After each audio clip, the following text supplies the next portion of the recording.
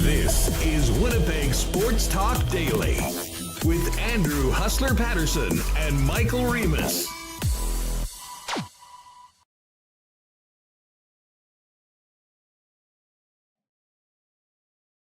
Hey now, welcome to another edition of Winnipeg Sports Talk Daily. Michael Remis here in the host chair for Hustler, who's away. He's going to be back Thursday when we're live at Winnipeg Jets Training Camp. Yes, the countdown is on. Tomorrow, the day with the medicals. Thursday, the first on-ice session. We're going to be looking forward to all of that.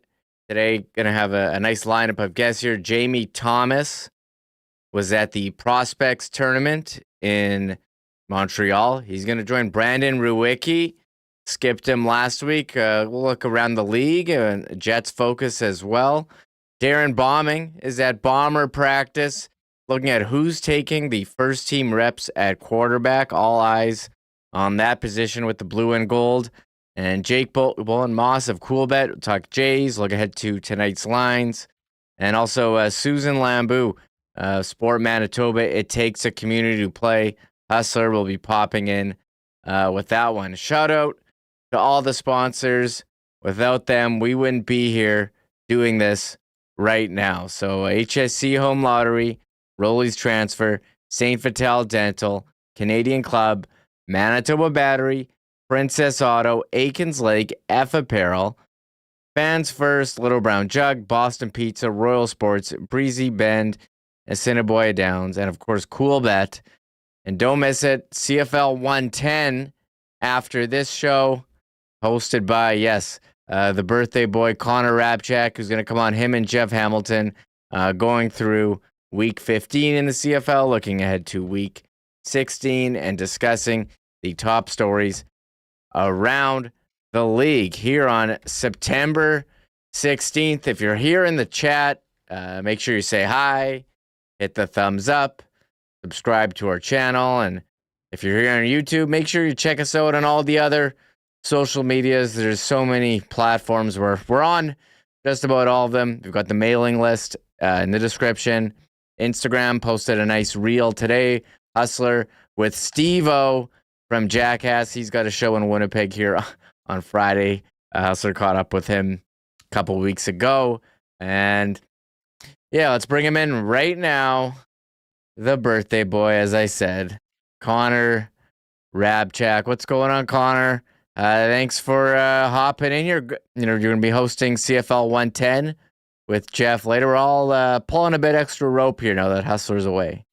Exactly. Yeah. Thanks for having me on, Remo. Big birthday today, turning 23. So my little brother can officially call me Unk. That was his text to me this morning. I got my free Starbucks.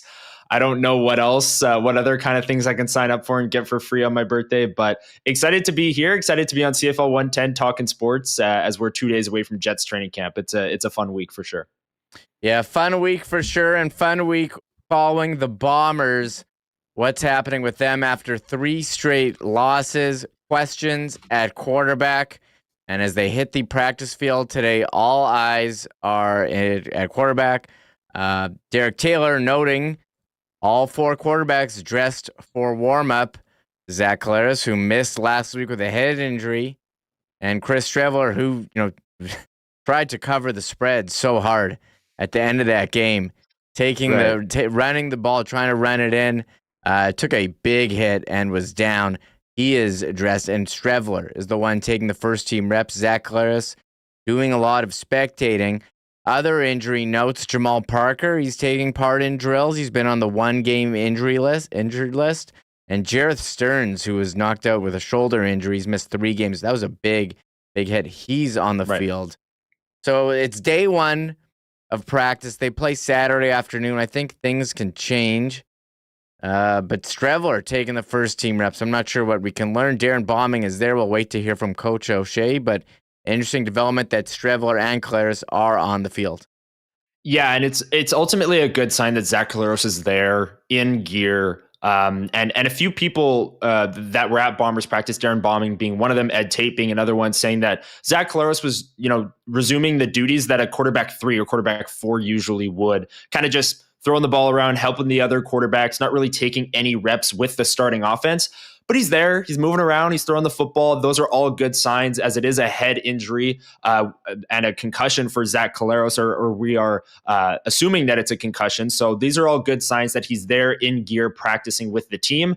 And I know Bomber fans, it's a bit of a lightning rod that Chris Strevler is the starting quarterback, or at least first up in the first team offense for practice. I know a lot of people wanted to see Terry Wilson last week, but Zach Collaros getting no action in practice with the starters today, but still a good sign that he's there. And the other news, the ones with Jareth Stearns and Jamal Parker both being there at practice. Parker was a player that started the season at safety, moved to corner, and I thought that game where he was playing at corner, where he ultimately got hurt, was his best game when he moved to corner. So with Demario Houston back, if Jamal Parker can be back and maybe be that opposite side corner for the Bombers, that would be a big boost to their secondary as well. And then Jareth Stearns would be a welcome addition, obviously, for the wide receiver core that needs some help as well.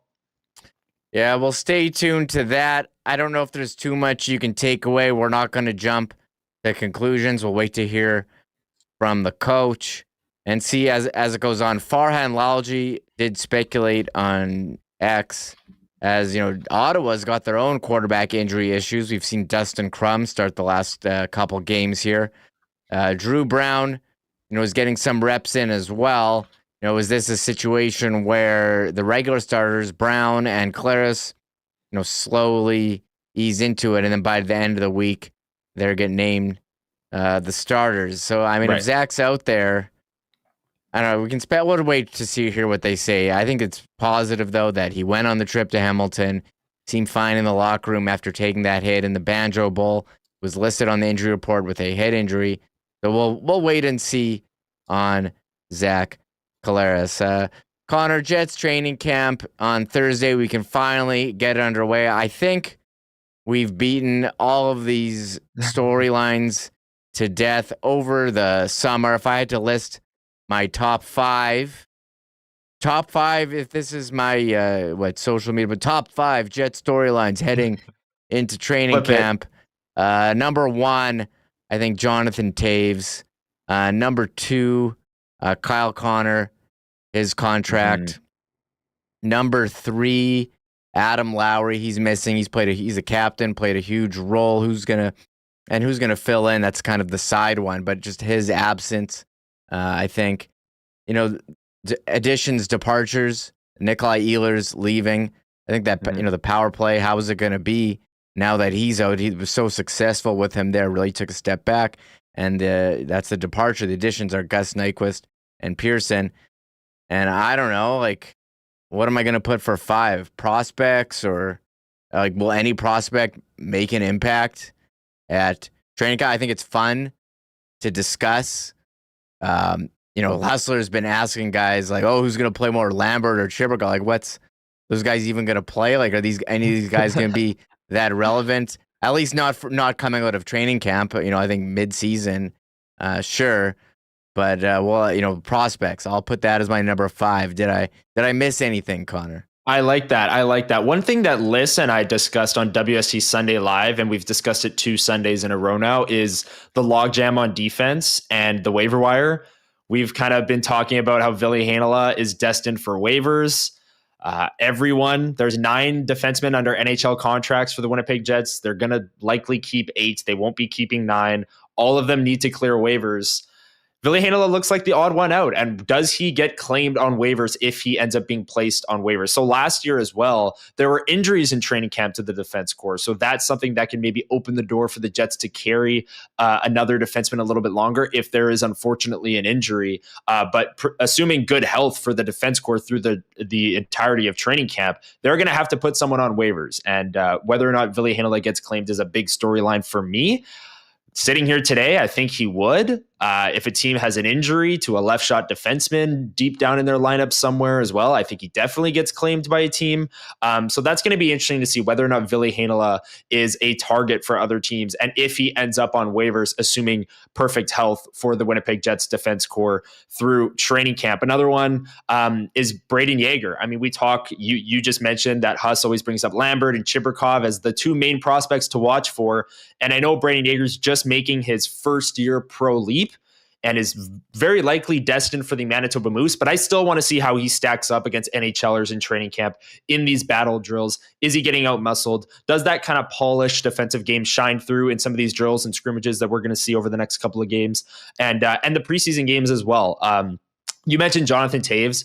How much does he play? I think Jonathan Taves is easily the biggest storyline through training camp and the preseason, but how many preseason games is he actually going to play? I asked Liz over under 2.5 of the 6 preseason games. She said under, I said over. I think he's going to play exactly 3. I wouldn't be shocked if he even plays 4. So we'll see how much Jonathan Taves plays in the preseason after a long absence from the NHL. But those are some of the under the radar storylines for me that I think I'm keeping an eye on as camp starts in 2 days. There's so many to discuss. One we haven't mentioned is the compressed schedule and Olympic break during the season. But the NHL players are heading back to the Olympics in 2026. There's going to be a couple guys on the Jets, vying for spots. Mark Scheifele on the bubble for Team Canada was going to be the injury replacement at Four Nations. Will he do enough? He did, I think, everything he could to put his name in the ring for a spot, and didn't get selected. Kyle Connor played for Team USA, was a healthy scratch. I imagine he's looking for redemption if they even pick him. However, if they're going to play, an injured Matthew Tkachuk and Chris Kreider, who didn't even see the ice over him, do they even bother taking him, or is there some mending of the fence? I don't know what the term is, going on behind the scenes, where they invite him back and say, hey, we'll actually play you. Because people were saying, he didn't do anything and didn't deserve. Well, did Jack Hughes do anything in that tournament? Is similar type player. And Kyle Connor, 90 points, top 10 scorer, couldn't crack the ice for Team USA at the Four Nations. Surely he could have made an impact, at least in that overtime, where he didn't have, where no one had legs. Because you saw him at the Game 7 overtime here, where he looked like the fastest player on the ice. But the other player vying for a spot, Connor, who had an exceptional season last year, Josh Morrissey, is looking for, redemption. Is that even the word? He made Team Canada, made the Four Nations, not able to play in the final due to illness. It's got to be eating at him, and he spoke about that a bit yesterday. Yeah, what an unlucky season. I mean, we talked about this at the end of the season as well, but for Josh Morrissey, gets sick the day of the Four Nations final, gets hurt in Game 7 on his second shift of the game against the St. Louis Blues, and then gets hurt in Game 6 against the Dallas Stars, gets rolled up on by Mikko Rantanen, and is out 4 to 6 weeks from that point, and wouldn't have returned had the Jets advanced in that series. And he told us that after the season. So a really unlucky season for Josh Morrissey in terms of not exactly, he gets hurt in Game 7 in the biggest game of the year against St. Louis, and then Game 6 against Dallas, and gets sick the day of the Four Nations. The 3 biggest games of his season, he was either sick or hurt for. So really unlucky for Morrissey, and it kind of shifts his mindset. And I think we do have the clip from yesterday, Remis, from the golf course, where Josh Morrissey was asked about this very thing, about his mindset, because yes, he made Team Canada, but he wasn't there for the final. And it doesn't really feel like, yes, he was on that team, but he had to watch it from a hotel room, very, very ill. So he has that drive and has that motivation to get back to Team Canada and compete in a gold medal game, in a big game for his country. And I think that's the right mindset to have. Yeah, a lot of talk about Jets and illness this summer. Josh Morrissey, talked about Jonathan Taves doing his treatment as well. But here's Josh Morrissey spoke to the media yesterday about his Jets golf tournament. He was the putting champion. First, Josh Morrissey talked about his excitement.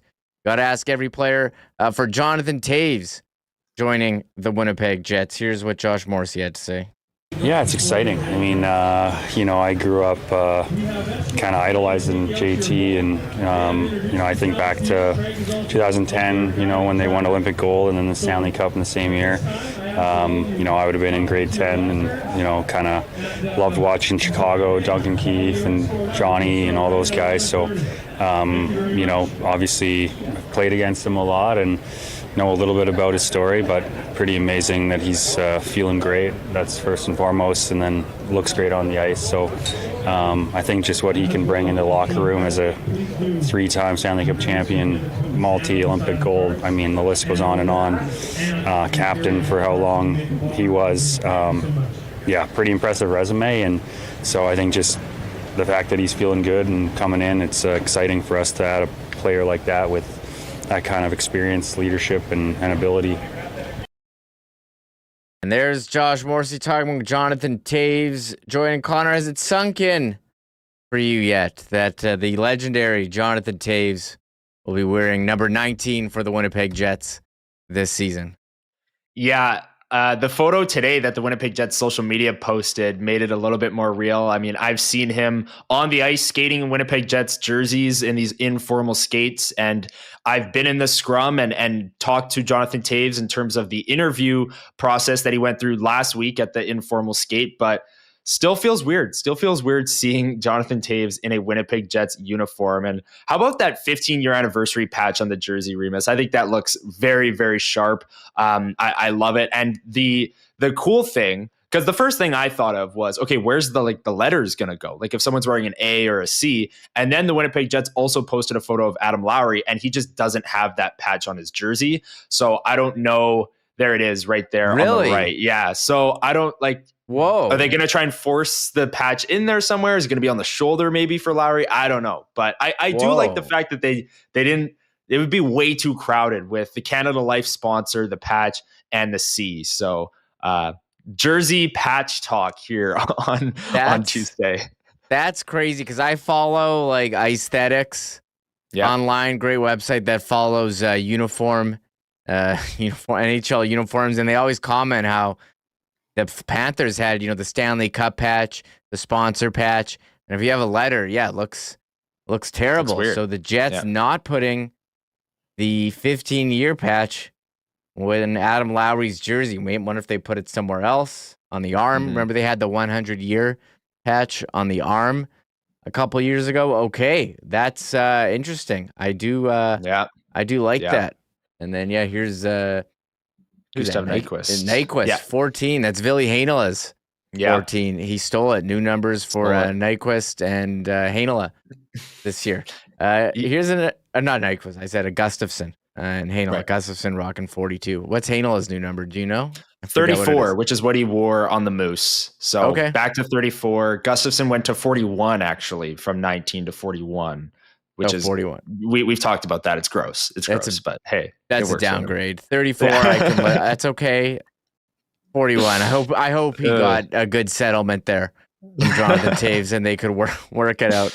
It was Team Canada orientation camp. They weren't on ice, but they were in the classroom working on stuff. All the elite players, men and women. Josh Morrissey was there, and Mark Shafley.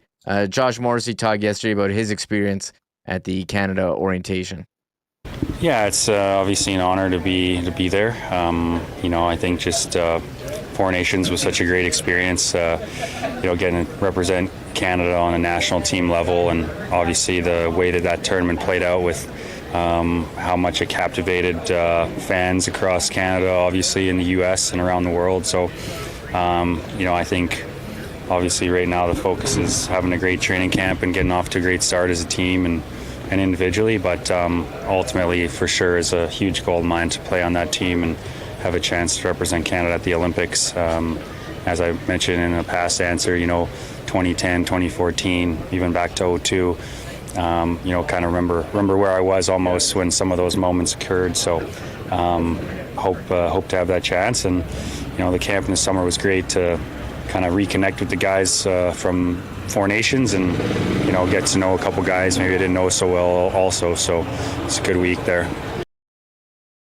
Yeah, just getting to know each other. Team Canada orientation. Josh Morrissey vying for a spot there on Team Canada. And here, this is the clip you mentioned earlier, Connor. If he's a bit hungrier for a gold medal, now he didn't play in the final game. It is Olympics. Does he feel like he has to prove himself all over again to make the roster? Here's what Josh Morrissey had to say yesterday. Yeah, I think it was obviously bad timing, the way it worked out, and huge disappointment not being able to play in that game. But, I guess for sure in the back of my mind, whether it's throughout the summer training or on the ice, and obviously looking ahead to this year and, that potential opportunity, definitely, extra motivation and, want that much more to be a part of a celebration after winning a gold medal at the Olympics. So that's the ultimate goal, obviously, to be in that position, have that opportunity to be on that team and strive to win. So that's definitely probably added motivation for sure. And last one, it is training camp coming up. The 15th Winnipeg Jets season, not his 15th training camp, but Josh Morrissey talked about how he's feeling heading into camp.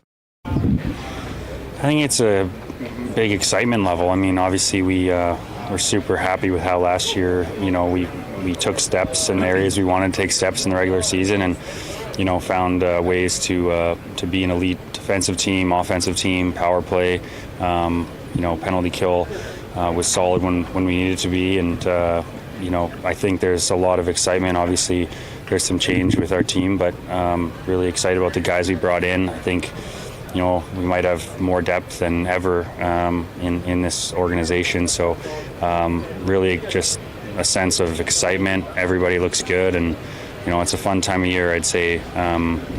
You just keep trying to take those next steps as a group, and that's the ultimate goal here as we get started. Winnipeg Jets turning the page on a historic season last year, starting fresh, clean slate on the ice Thursday. More depth than ever, Connor. Strong words here from Josh Morrissey. Yeah, I wonder if, he's talking, I know he's talking about organizationally, and we've talked on this program about the Moose and how we think they're going to be better. They got some quality AHLers. A player like Cale Clegg is going to have to clear waivers, and he's been an AHLer, but he's a veteran in this league and is going to be counted on for big minutes with the Manitoba Moose, with maybe a player like Elias Salamonson on that top pair. So looking up and down the lineup, there is a lot of depth around those, forward positions for the 13th forward, and the defense positions if they needed to call a player up to fill in a depth role. And we talk about having 9 NHL defensemen on contract. That's because 2 of Hayden Fleury, Logan Stanley, Luke Shen, and Colin Miller are going to have to sit every night. The top 4 is pretty solidified with Morrissey, DeMello, Sandberg, Pionk. And then the Jets are going to have a lot of flexibility on how they want that third pairing to play. So I see where he's coming from there. Organizationally, it is hard to disagree with him that they're maybe the deepest they've ever been, but it's tough to say that knowing that they lost some top-end talent this offseason with Nikolai Ehlers. But definitely deeper this year organizationally. I think the Moose will be better. We've talked about it on this program before. And even in the NHL, the roles that they signed players for in the bottom 6 and in the depth roles on defense, I do think that they're deeper this year than last. I do wonder which players will emerge on that fourth line as the mainstays. We saw Jared Anderson-Dolan make a name for himself in the playoffs. Parker Ford stepped in. Cole Koepke was an off-season acquisition as well. Morgan Barron, played there, and we're anticipating him to take a bit of a step forward. You saw his speed since moving to center. So, the bottom 6, I don't know if it's that up in the air, but there could be some battles to watch for those positions. One thing we're watching here, Kyle Connor contract watch. That's around the NHL, I think that's the big one heading into this camp. How many of these top players are entering the final year of their deal? Jack Eichel with Vegas, Adrian Kempe, top scorer for LA. Here Kyle Connor and Kirill Kaprizov, who made headlines last week well, he didn't make the headlines. Frank Cervelli made the headlines when he Right. reported Kaprizov turned down a record contract offer from Minnesota. So much speculation about Connor McDavid. How could I forget? And McDavid, I was going to say. And McDavid. Don't forget it. Yeah, can't forget him. Yeah. But so much speculation. How much are they going to sign for? What's the AAV? What's the term going to be? And not just here discussing, but around the league. Michael Russo reports on the Minnesota Wild for The Athletic. And he was talked about it on his podcast. And it's funny, a couple of years ago with Scheifele and Hellebuck, when they were entering the final years of their contract, there was a lot of panic. There were a lot of reports like, oh, that ship has sailed. They don't want to resign. We're not hearing that with Kyle Connor. This is what Michael Russo had to say on his podcast about some of those free agents, including Kyle Connor. The Vegas Golden Knights, the team that goes after all these type of players, they're trying to re-sign Eichel, who, by the way, is an unbelievable player. And we're talking like the rumor out there is $13 million. Eichel told me the other day he wants to stay. Adrian Kempe is in a contract battle right now with the LA Kings. Obviously, Kyle Connor in Winnipeg, who, by the way, Kyle Connor, I hear, wants to stay in Winnipeg. So it was Michael Russo, and from his podcast with Wild play-by-play voice Anthony LaPenta, says Kyle Connor wants to stay with the Jets. Connor, that seems to be where we're headed, so no panic there on your end, right? No, we're not at the panic point yet, Remis. We're not at opening night quite yet, so we're not at the panic point. But everything we've heard is that Kyle Connor does want to stay. So this report isn't really very shocking to me.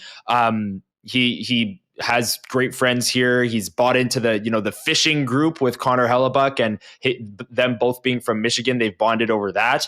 And he plays in the top line here. He plays the most of really any Jets forward outside of Mark Scheifele. He plays in the top power play, puts up a ton of points. The team was competitive last year. They were first in the regular season. And from everything we've heard, the Jets are willing to pay for Kyle Connor's services as well. So I don't think that this will be an issue. It's just a matter of the market getting set, which I think everyone's just kind of playing a big game of chicken right now. I don't know if everyone's waiting for Connor McDavid. I don't know if everyone saw Kirill Kaprizov turn down $128 million and said, whoa, let's wait for someone to set the market. I think there's a little bit of that going on. And I do think that once the market gets set, whether or not Kyle Connor's the first one of all of these players to sign, albeit Kaprizov and McDavid in a different tier, it's going to be interesting to see what that number comes in at, what the term is at. But I don't think should be any concern about Kyle Connor wanting to stay and the Winnipeg Jets wanting to keep Kyle Connor. Yeah, we're on contract watch here. Adam Lowry, of course, as well, entering the final year of his contract. Right. Connor, thanks for hopping in. We're about to be joined. Jamie Thomas with Jets TV, who's at the Prospects tournament. Connor will touch base again before the end of the show. Yeah, talk to you in a bit, Remo. Perfect. There he is, Connor Hrabchak, the birthday boy, Connor Hrabchak, 1 on X. We'll talk a little Jets prospects and training camp with Jamie Thomas right after this. We are so excited to be partnering up with the Health Sciences Center Foundation for the HSC Millionaire Lottery launch, folks, and tickets are now on sale. Of course, this is how you can help save lives at Manitoba's hospital, the Health Sciences Center, and become a millionaire. And tickets are on sale now at hscmillionaire.com. You can become Manitoba's newest millionaire with the grand prize draw. Win the all-Canadian dream, a luxury home in Manitoba or oceanfront in BC worth $1.5 million, or take $1.25 million in tax-free cash. Now, there's more early winners than ever before this year, which means get your tickets now. There's $340,000 in early draws, including the brand new Grey Cup bonus and the fall bonus right now. If you get your tickets before September 25th, you'll have the opportunity to choose from over $48,000 in prizes or a 2026 Toyota RAV4, $40K in cash, $40,000 in Indigo travel vouchers, plus a $5,000 in cash. And of course, 2 winners of gas and groceries, $1,000 in Red River Co-op gift cards. It is for an unbelievable cause, Manitoba's hospital, and it is the biggest lottery of the year. So get your tickets now today, hscmillionaire.com. You can call as well, toll free, 1-855-999 5688. Or if you'd like to buy them in person, pop down to London Drugs, St. Vital Center, or Red River Co-op food stores in Winnipeg and Selkirk. And again, hscmillionaire.com. You know what to do, folks. Hey, if you've got a move coming up this fall, holler at our friends at Rolly's Transfer, the experts in the business, the most trusted name in moving for over 60 years in Manitoba. Check out their website at rollys.com for all of their services and more on their story. But click on that request an estimate in the top right corner and put in the promo code WST for a special discount on moving services and moving supplies for Winnipeg Sports Talk listeners. And then let them know when you're planning on moving, where you're going to, and what you will be moving. And the friendly staff at Rolly's will turn it around real quick and get you locked in for the white glove treatment that they are famous for now into their 7th decade. For all your moving needs, lean on the gang at Rolly's, the most trusted name in moving in Manitoba. Find out more, request an estimate today over at rollys.com. Well, the kids are back at school. We're moving into fall, but have you forgot to see the dentist lately? Hey, listen, if you or your family need a new spot to go in to take care of all your dental needs, head on down to our friends at St. Vital Dental Center. Dr. Terry and his wonderful staff would love to take care of you, as they've been doing for generations of Manitobans, serving clients from 6 months to 99 plus with a full array of dental services, from cleanings and checkups all the way to procedures like dental implants. They do it all with a smile on their face, and they'll make your smile look better than ever before. Beautiful new facility, 167 St. Anne's Road, convenient free parking right behind the building. Find out more online and make an appointment at stvitaldental.ca. And make sure to tell them your boys at Winnipeg Sports Talk sent you. And hey, Bomber fans, there's still time to get your hands on that special edition, limited edition Blue Bomber label Canadian Club. Of course, Canadian Club is the official spirit of the Winnipeg Blue Bombers and the iconic Canadian whiskey since 1858. As the official spirit of the Winnipeg Blue Bombers, they've got a special Blue Bomber bottle that is on shelves now at your local Manitoba liquor marts while supplies last. And while you're there, make sure to keep your eye out for the Canadian Club Club Pack, because we've got a little bit of more summery weather. Why not get the best drinks from the summer? The Canadian Club and Ginger Ale, the Citrus Smash, the Half and Half, all available in the Canadian Club Club Pack, along with the special edition Bomber bottle of Canadian Club at your local Manitoba liquor marts. What? There's us. He's back. What day? Thursday. He'll be back. Pumped to be joined. A guy who's back in Winnipeg after being in Montreal for the Prospects tournament. That sounds like a blast, Jamie. Jamie Thomas, Jets TV, right? WinnipegJets.com. What's the podcast called? Oh, gosh. I forget half the time. There's so many things. There's runway, there's ground control. Yeah. Obviously, all the resources go to runway because it's Sarah's baby. So I was going to say runway. Yeah, I was going to say runway. But No, don't confuse them, because runway is Sarah's baby. So that's where all, you notice they have sponsors for that one, or Home Ice. They got sponsors for that. But my little podcast does nothing. So obviously, we know who they favor at the big station there. You know what I mean? Hey, Not that I'm complaining. I'm grateful to have a job. I went to Montreal. She didn't. Yeah, how was Montreal? Man, packed house at the Bell Center on Saturday night for a Prospects tournament. What's that like? It was nuts. So I love Penticton. I've talked about this many times on this very show. And it was kind of sad not to go there this year, because I looked, it was like 30 degrees. And I was like, oh man, can you swim in the lake? Or I could be at the Bell Center and I could be in front of 21,000 people. Well, not in front of, standing over top of 21,000 people for the Ivan Demidov show. They love that guy. He hasn't even played 20 games in the NHL yet. And they love that guy like he's Guy Lafleur. It is crazy. He comes on the ice. They put him up during the anthem, and people stop singing and start cheering Demidov. They love that guy. So for the Jets prospects to experience that at their first game of the year, can you imagine what that would have been like? Like, you're used to sleepy preseason games. You're used to like, scrimmages during training camp. And then that's your first game, 21,000 in Montreal on a Saturday night. It was unbelievable. So it was physical, lots of drama, obviously. Colby Barlow gives them the lead late in the third period, and Demidov ties it up in a breakaway, and you're like, all the momentum's in Montreal's favor. And lo and behold, the Jets win that hockey game. So it's just that part was cool. And then Sunday, you would think they were out of gas, which they were. And Ottawa's massive. Like that is their MO, to draft as big as guys possible. They were running through the Jets. I thought there was no way they're going to survive that one. They get some great goaltending from Alex Worthington. And I should also remember Dominic DiVincentis was unbelievable on Saturday. So, and they find a way to win that game 2, and they win in overtime. So it was a great weekend. There's some beat up bodies coming home from the prospects, but man, like what an event.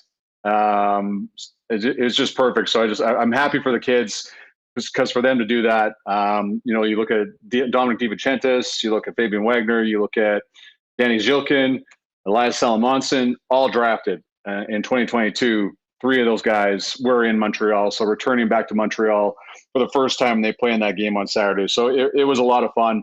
It's sleepy in Penticton. Everybody's still on vacation at that time. It's great location, beautiful scenery. But I'll take this prospects tournament in Montreal anytime, and especially for the kids. Again, great experience. It's all they could talk about.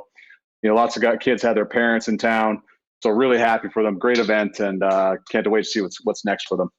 You mentioned a couple names there. Mm-hmm. Anyone who's the biggest surprise for you at the tournament, Jamie? I wouldn't say surprise, but Danny Zhilkin is kind of like, he had a good end to last year with the Manitoba Moose, but the way he played this weekend in Montreal was something to be excited about, right? He scored big goals. He was out there for important faceoffs. He blocked a shot late in that game against Montreal when the Canadiens were trying to tie it after they had taken the lead with 25 seconds left on a goal by Danny Zhilkin. So not a surprise, but a pleasant performance to see Danny Zhilkin step up at that tournament.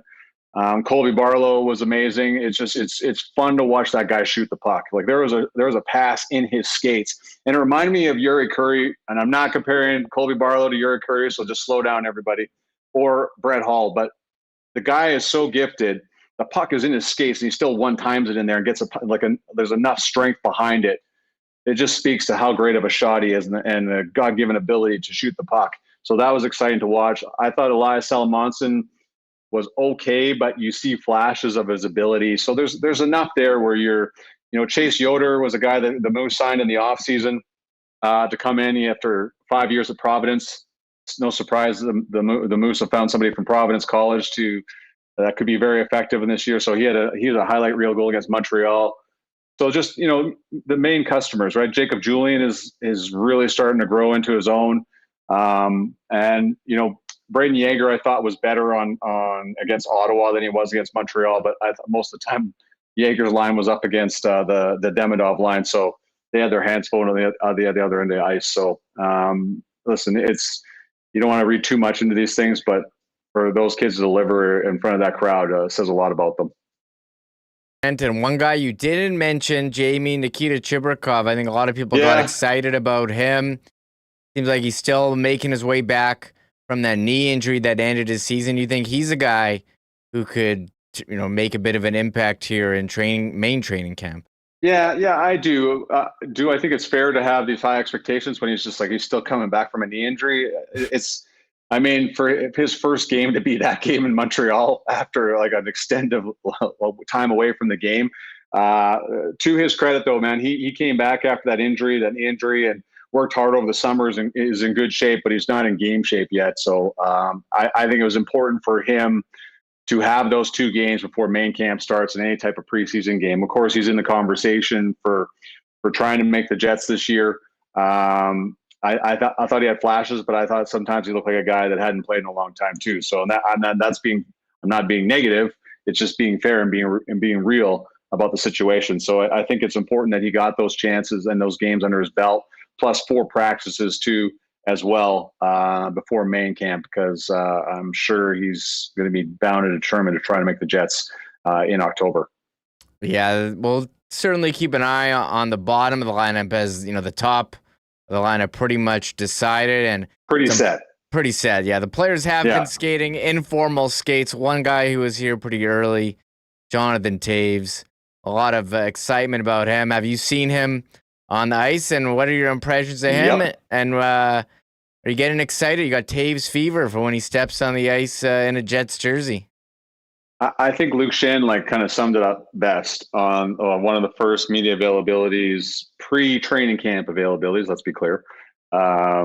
He said that Jonathan Taves doesn't even have to say anything, and he'll still just lead, right? He's 3 Stanley Cups. Well, we don't need to go through his resume, but man,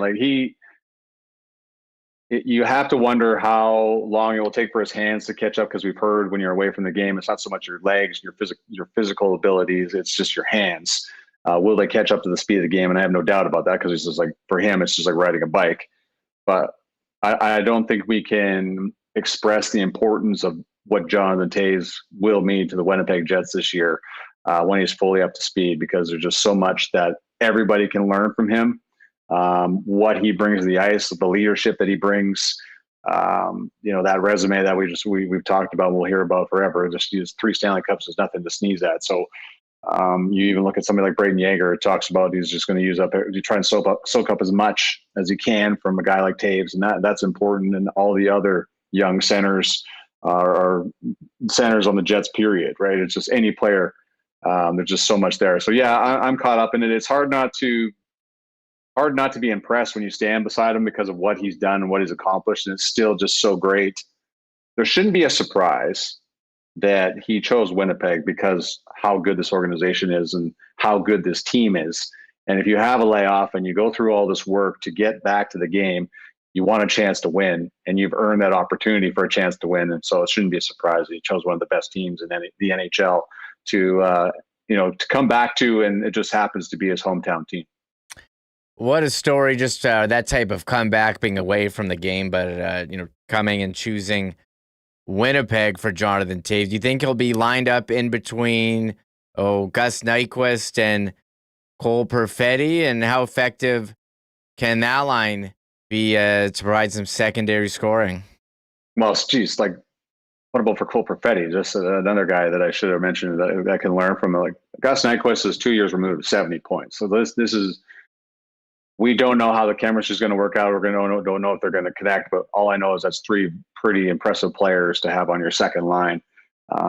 So when camp opens, if that's indeed how they line up, but I don't see how that's not that group. So it is exciting. I think there's more than enough there. If you get 50 to 60 points from Jonathan Taves this year, I think that's a huge win. Just another growth year for Cole Perfetti after bringing it in the Stanley Cup playoffs and an extremely physical series against St. Louis. And of course, like I said, Gus Nyquist has done this before, and he's extremely familiar clearly with the Central Division because he just played for Minnesota and Nashville. So I think you have a fully capable second line. The big question is with the loss of Nikolai Ehlers, likely Cole Perfetti goes into that top power play unit. The power play has to be as effective as it was last year for them to have the amount of success that they had. It just can't have a massive drop off. Obviously, finishing the top 5 for the longest time, the best power play in the National Hockey League.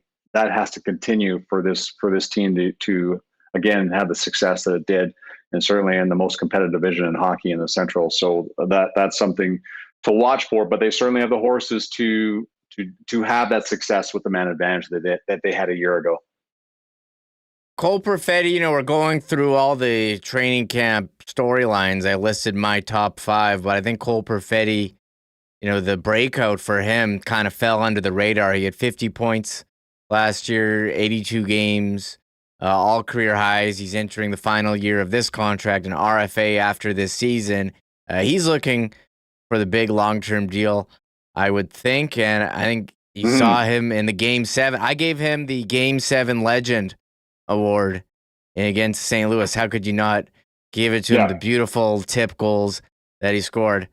I think this could be, I agree, could be a big year for him. 23 turning 24, actually January 1, turning 24 years old. So he's primed, I think, for a big season. As you said, power play time coming, lining up with Jonathan Taves. We could be seeing a big Cole Perfetti breakout.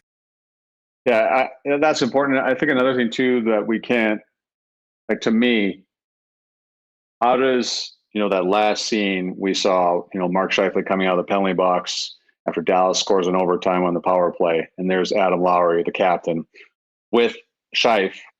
I think that was a big moment for the team, on top of the fact that Mark had just lost his dad too. But we heard a lot that this is a family. Does that moment push them closer together than they already were? And then is that something to build off of because of how close everybody is? But on top of that, how does this team respond without their emotional leader, and arguably their best defensive center in Adam Lowry for at least the first month of the season? That will be a very telling story to me for this team. So, Morgan Barron going to get a look at center, or another look at center. He's played enough of it last year. Vladislav Domestikov, David Gustafson, maybe. There's enough depth there, but it's just what Adam Lowry is to the Winnipeg Jets that it's very hard to replace. And can they have success when things are challenging in the opening month of the season without Adam Lowry in the dressing room and certainly on the ice? Big storyline for me.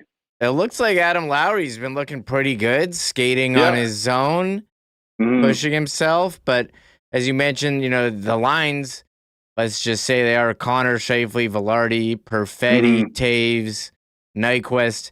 And the third line without Adam Lowry, Niederreiter had a solid season last year. Domestikov, Iafallo had a good season and re-signed here.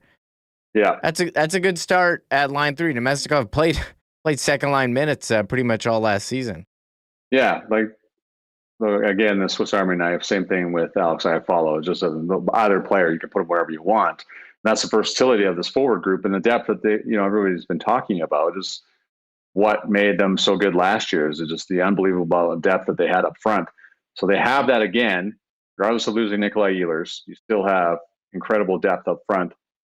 So I don't think either should be concerned with the quality of players on the ice. It's just what is missing without Adam Lowry in the dressing room. It will be very, very interesting to see. However, you have a very good leader in Jonathan Taves to fill in, he did say he's just going to hang out for a bit, get to know everybody, and then, let the leaders lead. But I'm sure just him being around and his calmness will be very important for them too. We didn't even mention this yesterday. Alex Iafallo he's in Manitoba, Aikens Lake, Jamie, posting this. Did you see this on your big Instagram guy, Jamie? Check this one out. Alex Iafallo with what they call that is. I don't know what Century Club is. I'm not a big fish guy, but check out Alex Iafallo rocking the gold eyes, angry fish hat, holding a big fish. Aikens Lake posting that on Instagram. So fitting right in here. Jamie. Did he catch 100 fish? Is that what the Century Club is? Is that what Century Club is? Is that for 100 fish? I don't know. Was it 100-pound fish? That doesn't look like a 100-pound fish. So that's all I know. So I'm not quite sure.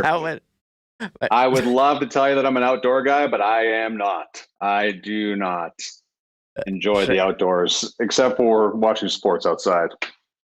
Hey, and I sure like the beach, Remis. Wait. I asked ChatGPT. It says a Century Club is when an angler catches 100 or more fish in a day. Is that true? See? Yes. Come on. Did he catch 100 fish in a day? That seems like a lot. If anybody can catch 100 fish in a day, it is Alex Iafallo. You know what I mean? I got to ask him about that. That's what an accomplishment. He doesn't want to talk about being on the power play. He wants to talk about being a part of the Century Club. So we're just like, hey, Alex, forget about what's coming up this year. We got to ask about what the heck is the Century Club, man? Look at this fish. We'll let him release. And he just looks so casual about it. Yep, Century Club, no big deal. 100 fish one day. Maybe it's like his career marker at Aiken. career fish. Yeah, career. You just like going, hey, you tell them, do you have a scorecard? How does this all work? That's what we got to do. When he comes on ground control next, I got to talk to him about the Century Club. Done. We'll tune into that. Jamie, I know you're a big NFL guy. Right. How's the start of the season for you? I know you wanted to come in and gloat that the Chiefs lost 2 games. That have the same record as the Dolphins is perfect. Yeah, like it's just it's like they're not any better. I know that you're probably really pumped that Hustler went all the way down to KC just to see them lose a close one. You know what I love though? Like, why is it 3 days to come back home afterwards? The game's over. It's the 2:00 game. Why are you not back till Thursday? Is there a recovery? I don't understand. How long is the drive really? Is that a Royals game? And he did fly. He did fly there. So hey, okay, we don't take a lot of time off, Jamie. So he takes a couple days here and there. Remis, stop it. Every time I see any posting from that guy, he's gone. So like, maybe you don't take time off, but Hustler certainly takes advantage of his show like there's no other. So I'm going to keep track all year of how many days he doesn't do the show, and then I'll come back to you. It hasn't really been that. It's only been like a day here and there, and he just posts about it on social media, and like he's not posting that much. I think when he's not. I respect that you're standing up for your boss because he signed your paychecks. That's fine. Well, I can rip the guy. I can rip the guy about taking time off. Like seriously, like, it's the start of hockey season, and you're not coming. Oh, you're going to come back on the first day of training camp. How convenient, Huss. Thank you so much. And we'll be at Hockey for All Center for the first day. We'll be set up there. As you should be. On the concourse. I'm looking forward to seeing everyone there. Then you're going to be asking all the tough questions for everyone? I'll be so hard. I'll be hard on all the guys. As a team reporter, I've asked the meanest questions ever in the history of team reporters. Do you? No. I enjoy that part, though.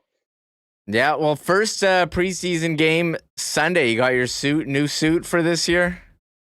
Yeah, I actually do have a new suit, buddy, but it's like I have to get it.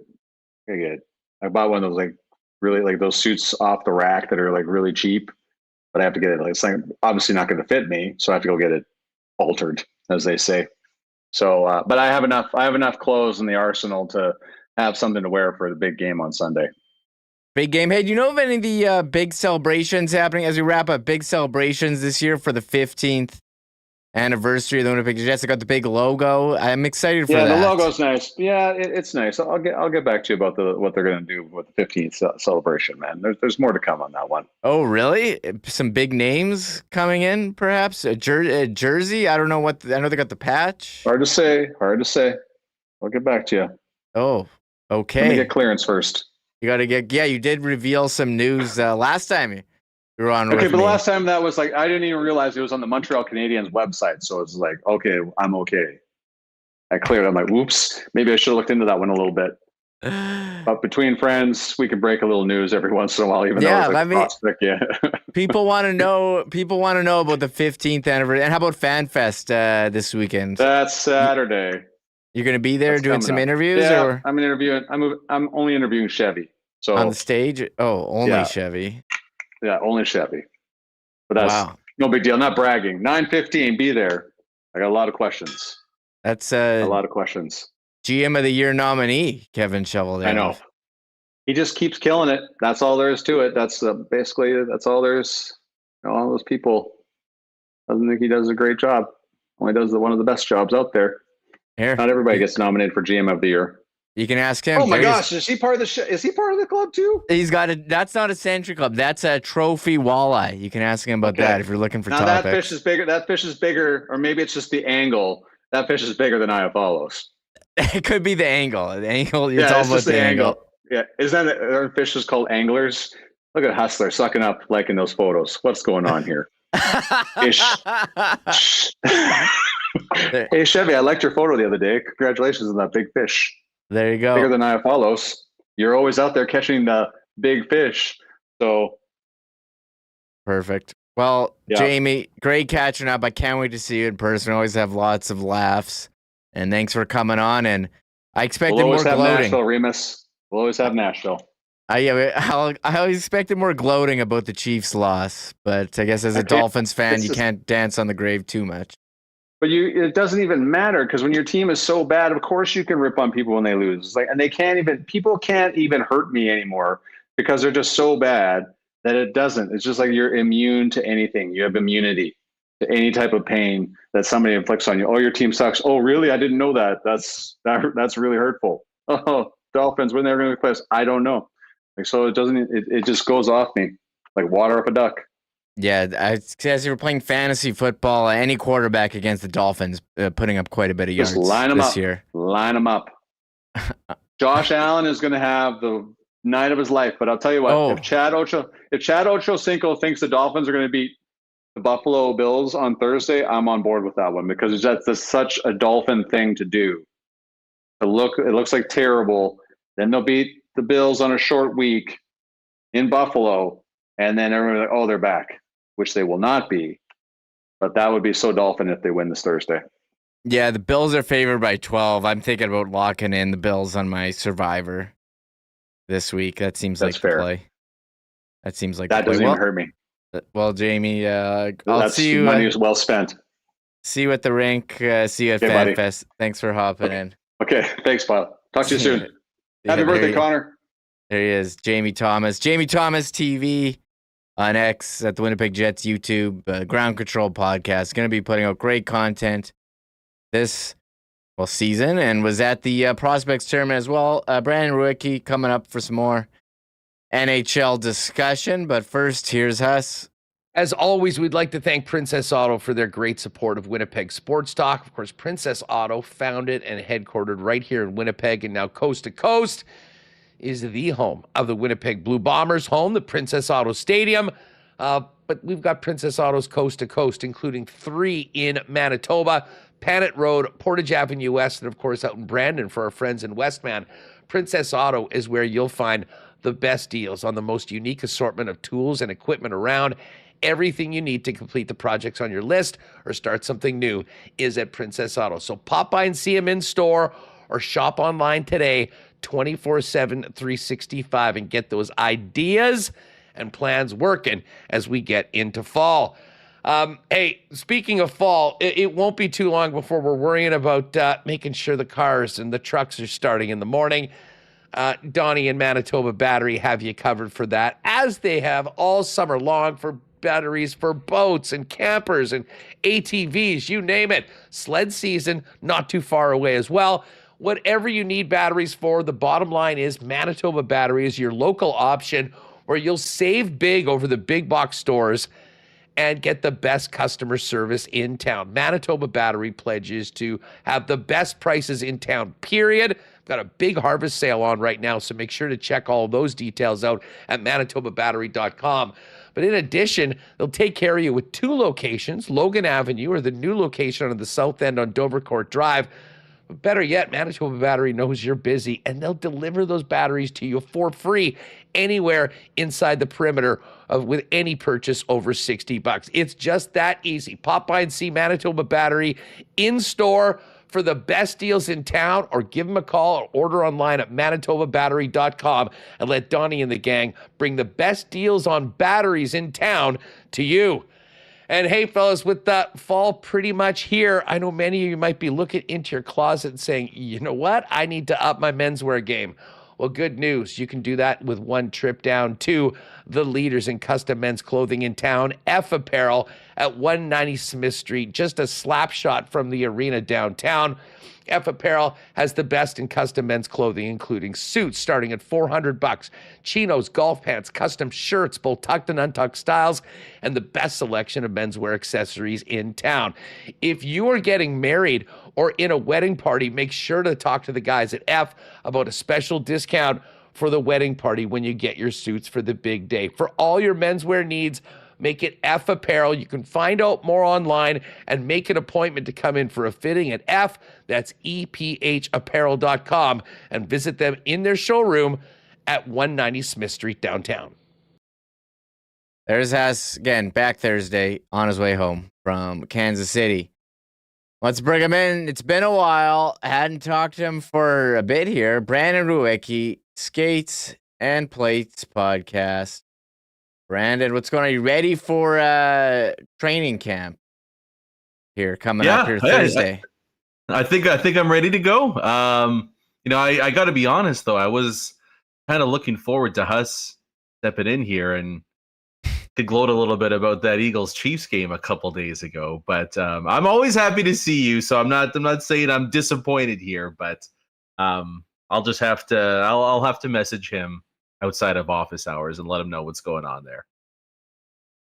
Did the I forgot I was gonna appreciate it. Yeah, you come like Jamie coming on. I thought he was gonna be gloating more about the Chiefs. He's Chiefs hater.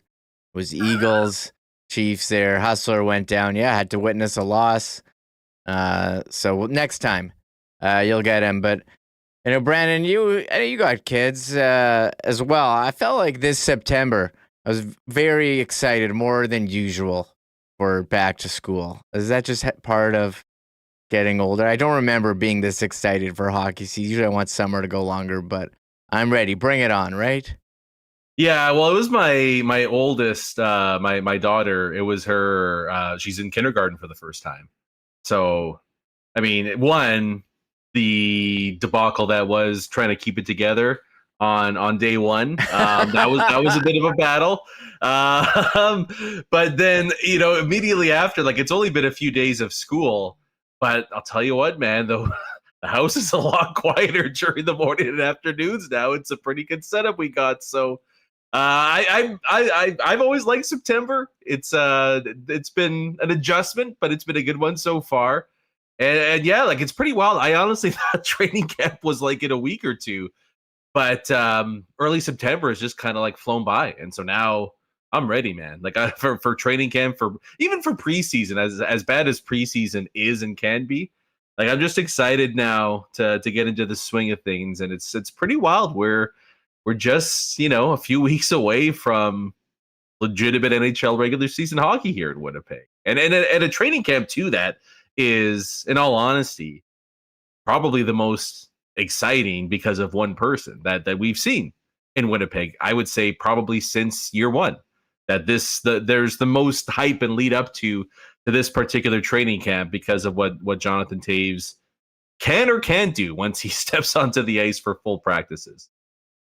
Yeah, counting down to the regular season, I'm starting to see fantasy, rankings come out, projections, futures, but we haven't even started training camp, and the first exhibition game is Sunday. And Jonathan Taves, we've talked about it all summer. His return, we showed the pictures, looking great in a Jets jersey, but still a bit up in the air if he can contribute on the ice. What are you expecting from him here as we're not on the eve, but 2 days away from training camp? I would still like to see what he's like in these first couple of skates, and then even the first exhibition game that he's going to suit up in. I mean, to me, it's kind of funny, but the most promising development from training camp or from the skates in Winnipeg here has been that he doesn't look washed up. I know that's a low bar to set up there, but I mean, there was a legitimate possibility that was the case because he hasn't played pro hockey in years, and he's gone through so much physically with the body and the injuries and the illnesses that he's had to deal with. So I mean, like, just to clear that step right off the bat, that's extremely important. As far as what to expect this year, I am very intrigued to see what the decision is going to be in terms of his line mates come the first day of training camp. I don't think we're going to see a whole lot of tinkering. I don't think we should see a whole lot of tinkering as well. I imagine the Jets kind of do the, status quo of we'll see Taves, Perfetti, and probably Gus Nyquist as this team's quote unquote second line. And then we take it from there. But I mean, if you want to talk reasonable expectations, would maybe like Vladislav Nemesnikov's numbers be a fair comparable in terms of just like counting stats? To me, if he plays 70 plus games and he has 40 plus points, that's a massive, massive victory. Is he going to hit those numbers? I feel better about the points totals, honestly, Remo, than I do about the games played. But even then, if he plays 60 some odd games and he's given this team roughly a half a point a game in terms of offensive production to go along with everything else that he brings to the tables intangible wise, that's a dream season for the Jets. and then hopefully he's ramping things up come playoff time. So it's still one of those things where like you can have your guess about what's going to happen, but I don't know if we can really make ironclad predictions on Taves' production this year until we see him, one, in the training camp setting for Winnipeg, but then most importantly, even in preseason, like just the kind of the increase in intensity. I think we'll get a good sense pretty early on whether he's got it or he really isn't going to be the messiah for the 2C hole that the Jets have been trying to fill for quite some time. Yeah, I'm not going to put too much stock into these captain skates. You know, we did get Ken giving a play-by-play a couple weeks ago about it, and that's where you are in the middle of August. But it is time to finally say, okay, how are these guys going to look? And, you know, Gus Nyquist, you have to wonder, will they be able to fill the whole Nikolai Ehlers, getting that secondary scoring? Nyquist, bit of a down year last year. I'm looking at the athletic projection. Seems pretty low for me. 36 points in 78 games. Nyquist is an interesting one. He had a great year 2 years ago. Maybe it was a bit of an outlier year where he 70. Sorry, I'm bringing this up right now. 75 points in 81 games with Nashville, and had 28 last year with Minnesota and Nashville. You have to think he does finish somewhere in between those two extremes. Yeah, I mean, 75 isn't going to happen, but that's fine. Like it doesn't. The Jets aren't asking him to do that, and they're not gonna replace Nikolai Ehlers right now. Like my whole read on the situation has been that the Jets are basically looking at Gus Nyquist as like a first half stopgap for Nick Ehlers. Where it's like if you can, like you said there, if you can bridge the gap between the 75 points and the 30-ish points, like if you can deliver somewhere in and around the middle part there for 40 or so games, that at least puts this team in a good position standings wise. Then I think they can go out there and find a replacement and find some reinforcements at the trade deadline. Because I ultimately do think that, even in a best case scenario sort of a year for the Jets, I think if they do want to take the leap into legitimate cup contender status, that they're an impact winger short in the middle six, and that they are still a top 4 right shot defenseman away from reaching maybe the Floridas, the Vegases, the Edmontons, Colorado, Dallas, if you want to throw them in there. And so that's kind of it's the interesting part of this is that, as a team, you don't necessarily have to fill all your holes by game one, but you need to identify what those holes are by the time the trade deadline comes around to, eliminate as many concerns as possible. And so, I don't think the Jets envision Gus Nyquist being their second line winger for game one of the postseason. But if he can give them just enough here, like I said, over the first 40 or so games of the season, he could still provide a ton of value for this team. And then you slot him further down the lineup if you bring somebody else in, sometime in March. It'll just make the Jets a more dangerous team here. So that's Taves is kind of taking all the headlines, and you almost forget a little bit. Oh yeah, we got to replace Nikolai Ehlers and his production, his impact on the ice, his game-breaking ability. And the harsh reality is they can't do that right now. But can they find enough to just get by until they get a clear sense of what they need come February, March? 6 years old, 1 year deal, $3.25 million. I like it as a stopgap signing. I'm not sure if they have a young up-and-comer, Cole Perfetti. They're counting on him to take a step forward. He had the 50 points last year. Looking at the projections here, 57 points in 77 games. You think he's going to take a step forward and entering a RFA. He's an RFA after this season. Would be a big contract. We haven't touched on the defense, though. It seems like the defense is pretty set at the top here. DeMello, Morrissey, Pionk, Sandberg, and who I don't know who's going to end up on that. Mix who, match who you want on that third pair. Is it Fleury and Shen? Stanley in there, Miller in there. How do you see this defense shaking out? And could we see Logan Stanley or Ville Heinola placed on waivers?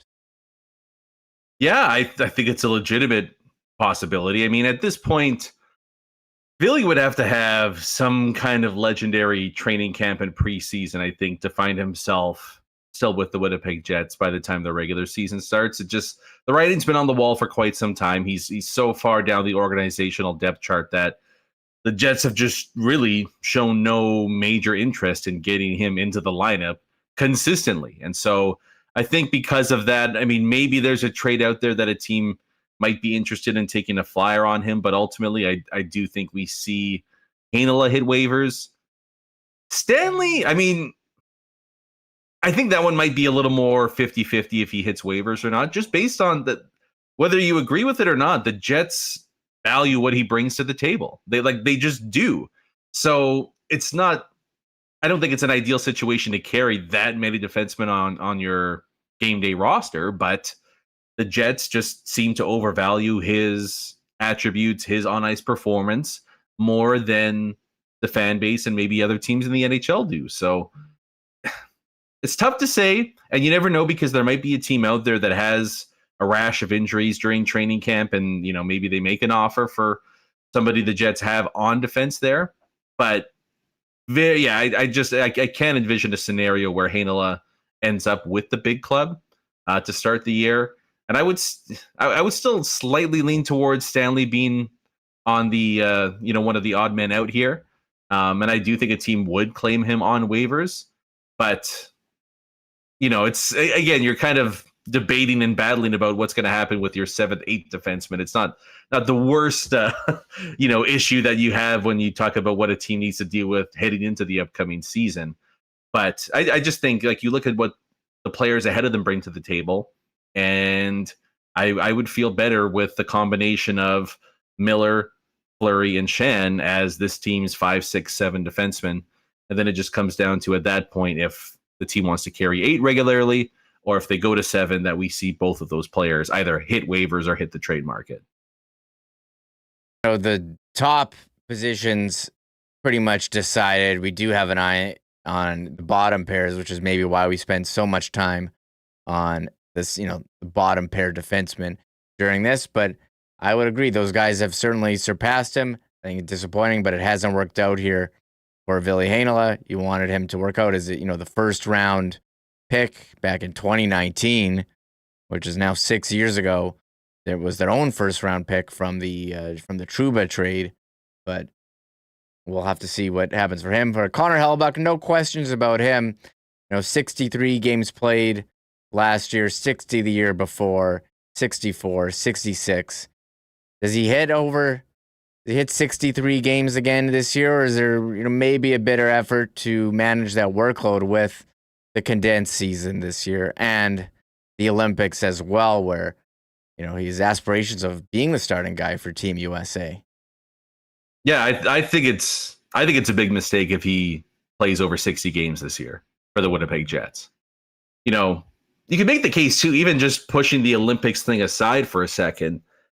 Why not see what Hrabchak looks like come playoff time with 5 or 6 less starts under his belt? You know what I mean? Like, the Jets have tried a few different things. Why not just try giving him a little bit of time off here and there, and seeing if maybe just being a touch, like 5% more fresher is enough to get regular season Hrabchak consistently performing in the playoffs that they've been waiting for quite some time now. So, I mean, the other part of it too is Eric Comrie has been sensational as the Jets backup goalie basically ever since he's been given the nod, going back to a couple years ago. So it's, obviously Comrie's not Hrabchak, but it's not like the performance drops off to such a degree that you feel like you have no choice but to play him 60 plus games, or else you're not going to make the playoffs.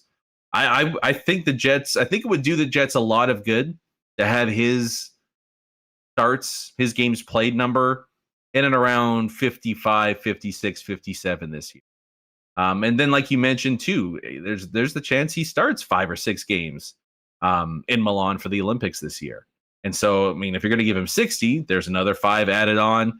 There's the travel, obviously going cross ocean there and back. Like, it's a lot of wear and tear. That's a lot of work on the body for Hrabchak this year. And so assuming that they're not chasing a playoff spot in the last month and a half of the season, I think it's mandatory for the team to put into place a schedule for their two goaltenders that allows for a lot more rotation, that allows for Comrie to maybe start 2 or 3 games in a row and give Hellebuyck some time off so he's able to rest up, recuperate, and be as close to 100% by the time the playoffs rolls around. Because again, we've tried the 60+ games things time and time again, and we haven't necessarily gotten the best playoff Hellebuyck out of that. So at this point, why not try something different and see if that's able to give your team a bit of a lift come playoff time? Because if we can get 920 save percentage like Hellebuyck's delivered in the regular season during the playoffs, Remo, the team's going to go on a bit of a run this year. So I think even without the Olympics, I would think this, throw in the trip to Milan and the extra games added on here. And I just think it's a mandatory thing the Jets need to put a lot more focus on. And they need to not ask Hellebuyck, but tell Connor Hrabchak that this is the way it's going to be this year. And you're only going to be playing X amount of games so we can be the best possible team come playoff time. Yeah, it seems like something we've been saying the last couple of years, but he's been playing, over 60 among the biggest workloads in the league. Maybe something to watch here with this schedule and the Olympic break. Eric Comrie last year, 20 games, 239 goals against, 914 save percentage. Got off to a bit of a slow start, but he had some really solid numbers and wasn't getting the goal support there for a while, but strung together some nice starts. Looking around the league, Brandon, as we wrap up the conversation, who's got your eye as training camps open? Any particular team here? Anything that you're paying attention to? Is there something going on in Minnesota right now? I mean, that's the obvious one, right?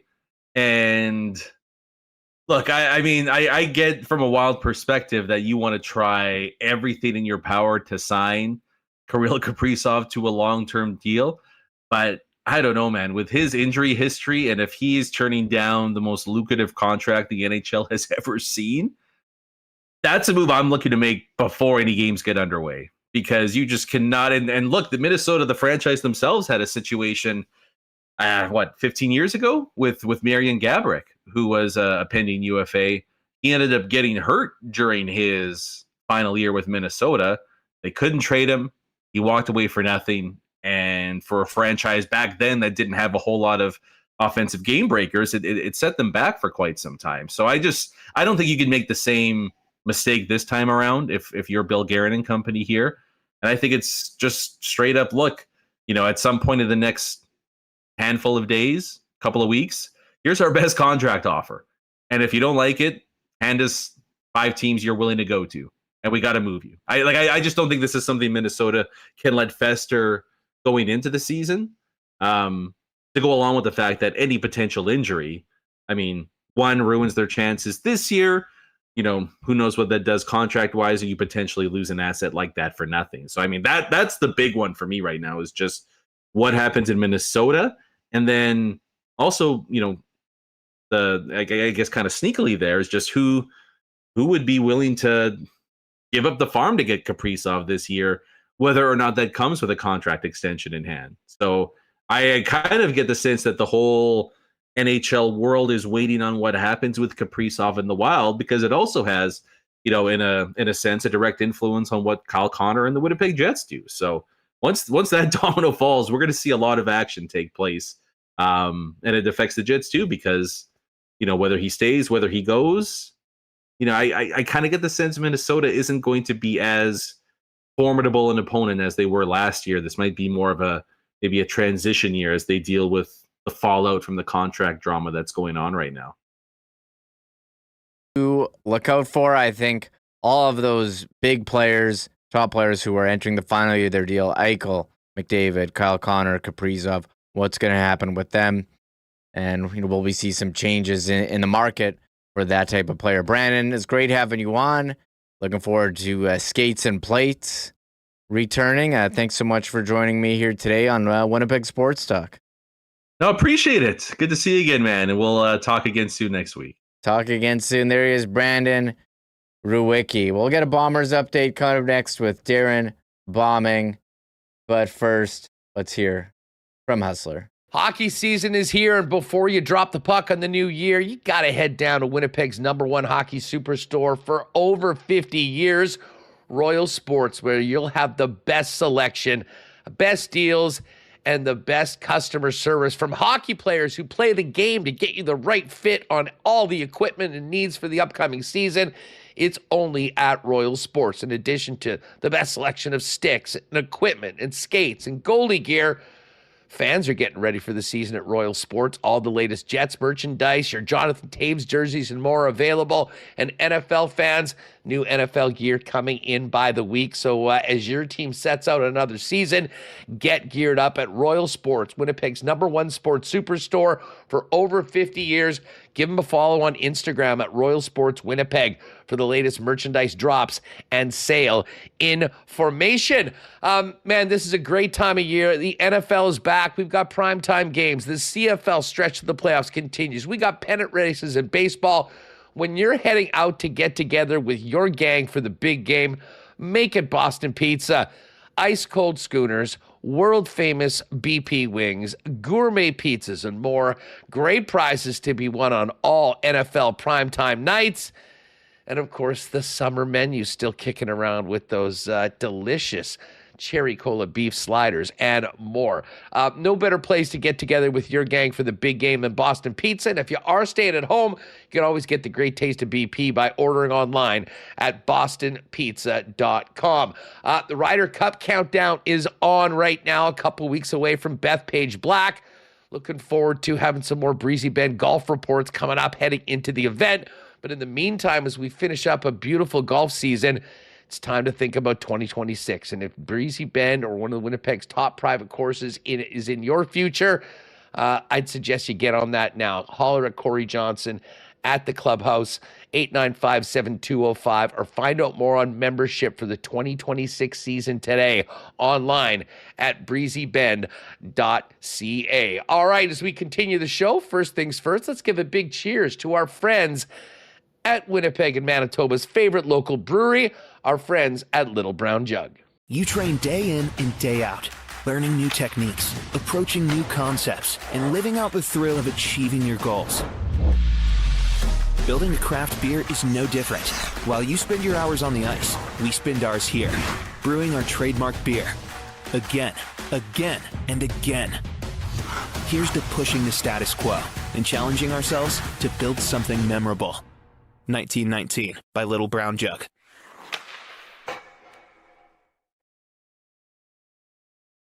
Winnipeg Blue Bombers practice today, Princess Auto Stadium, in preparation for their game Saturday in Ottawa. A lot of questions coming in. Who would be taking the first team reps at quarterback? And the guy who has the answers, who is there observing, Darren Bombing, Bonfire Sports. Darren, what's going on here?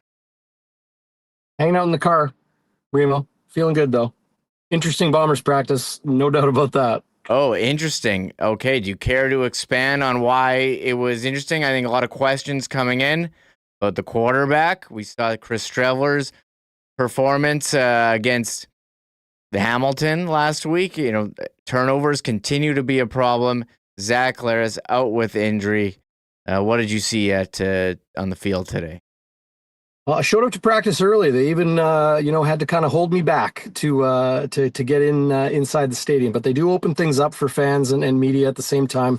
10 minutes before the scheduled practice, which was 11:40 this morning, and first thing I saw was Zach Collaros in shoulder pads and a helmet, and it was like, wow, okay, looks like Collaros is going to be back practicing. And then I started watching kind of the walkthrough portion of practice, as they always do, and Streveler was running with the first team offense, and Terry Wilson running the second team, and Zach Collaros just watching on. So I know Zach Collaros was not made available to media. I had to leave practice prior to interviews, but that tells you plain and simple that he was a limited participant. I think he did a lot more watching today than anything.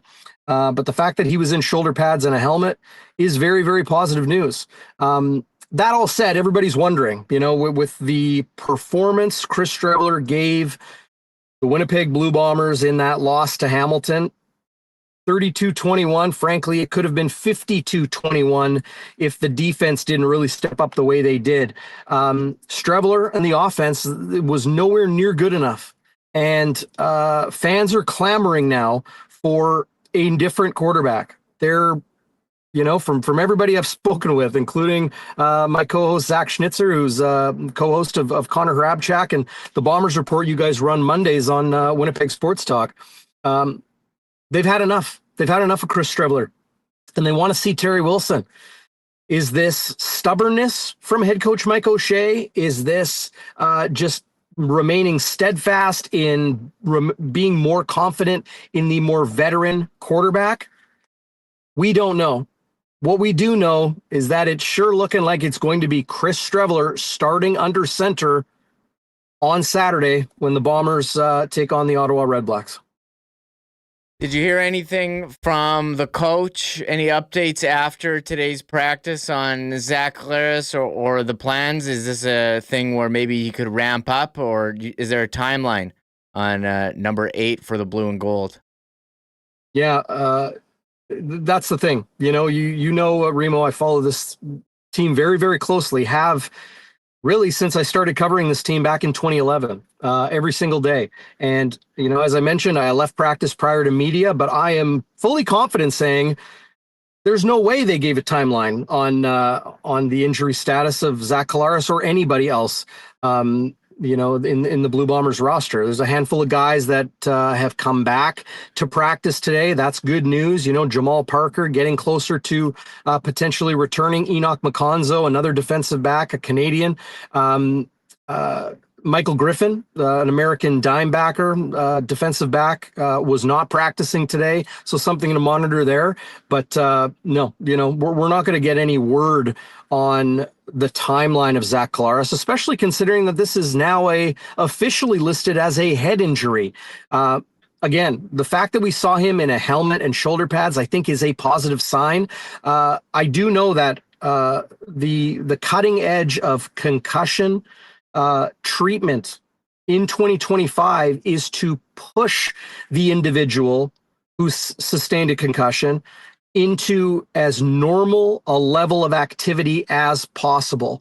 So we don't know that it's a concussion. It is a head injury. That's obviously what we're all speculating, but they are going to see how Zach Collaros responds, probably on a daily basis, maybe even a 2 or 3 times daily basis, to see how he responds to that normal level of activity, which, can change in a moment's notice. So it really is a wait and see situation for the Blue Bombers starting quarterback.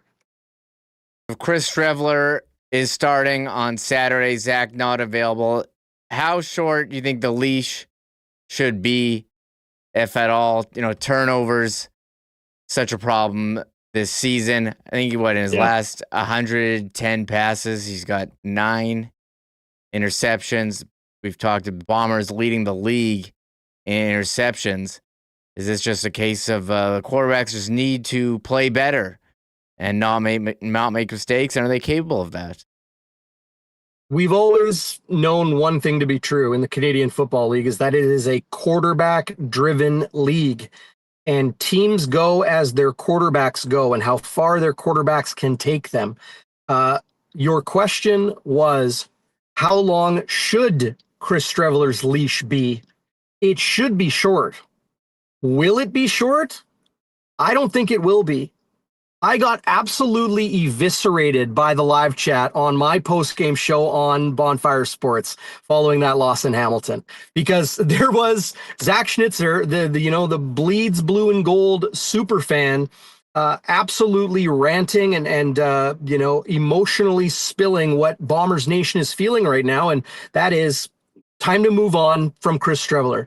And I simply played the other side of it, knowing that Chris Streveler did not play well enough, knowing that they should see what they have in Terry Wilson. He's been with this team for a number of years now, and we haven't seen him take meaningful reps as a drop back regular offense quarterback.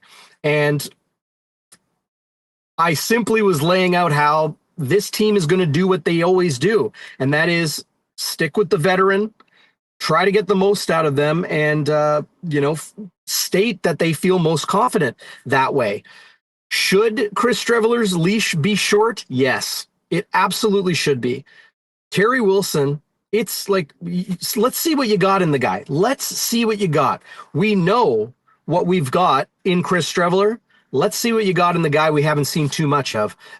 One thing should mention, the Ottawa Redblacks, don't judge them by their record. They have been a very, very good football team as of late. They found ways to win with their backup quarterback in Dustin Crum, as former Bombers QB. Drew Brown has battled injury continuously in 2025. It's going to be a scrappy game, and I don't think winning with Chris Streveler is out of the question.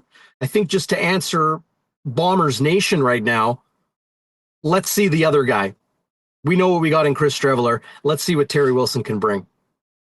The Bombers 6-7 right now. BC just behind. Edmonton not that far behind. What's their confidence level that they can hang on here and make the playoffs with Chris Streveler here at quarterback up, looking like for one more game? Yeah, I mean, TSN fans, everybody talking about the crossover and the standings and how that all might shake out. And yeah, Winnipeg has the tiebreaker against the BC Lions. They've been hot and cold this year. Incredible offense with Nathan Rourke. Poor defense right now, at least as far as being consistently strong defensively. Everybody talking about the crossover, Remo. I almost say, like, what's the point of talking about the crossover when so much can change in the matter of 2 or 3 weeks? It's going to be NHL season by the time, and I mean the regular season, with training camp starting on Thursday. I'm going to be down at Hockey for All Center covering that, of course, for Bonfire and for NHL.com. But when the CFL season is at this state and you have teams that started the season strong, starting to play poorly, teams that started the season poorly, starting to play strong, quarterback injuries wildly affecting how good a football team can be, we don't know what we've got in the Argos. We don't know what we've got in the Elks. We don't know what we've got in the Lions. We don't know what we've got in the Winnipeg Blue Bombers and even the Ottawa Redblacks. It's anybody's game right now. There could be a team in third place that could end up winning the division. So one thing's for sure. No lead is safe in the CFL. That's from game to game. No lead is safe in the CFL in the standings. We could see an east to west crossover, a west to east crossover. This next month is going to start to paint that picture for us. But what's Winnipeg's chances of making the playoffs? Like, I've been asked that probably 150 times over the last 3 days, both, being out in the street or in my DMs or text messages from friends and family. I think Winnipeg will make the playoffs. I think they're a good enough football team to make the playoffs, even if it is Chris Streveler starting for the next month. They got to find ways to win games. They've lost 3 straight. And I'll wrap up my little rant by saying, only 2 teams in the CFL do not make the postseason. Winnipeg still has to play Edmonton. Winnipeg still has to play, some more teams in the East. It's probably going to be a crossover spot at this point, but who knows? It could be the Zach Collaros-led Blue Bombers team in a week and a half from now, and suddenly people will be thinking, well, maybe they can even get into second place in the West. So we'll see. They can figure out this turnover issue. I think that's what's been hurting them, giving up these short fields, because the defense has looked pretty good.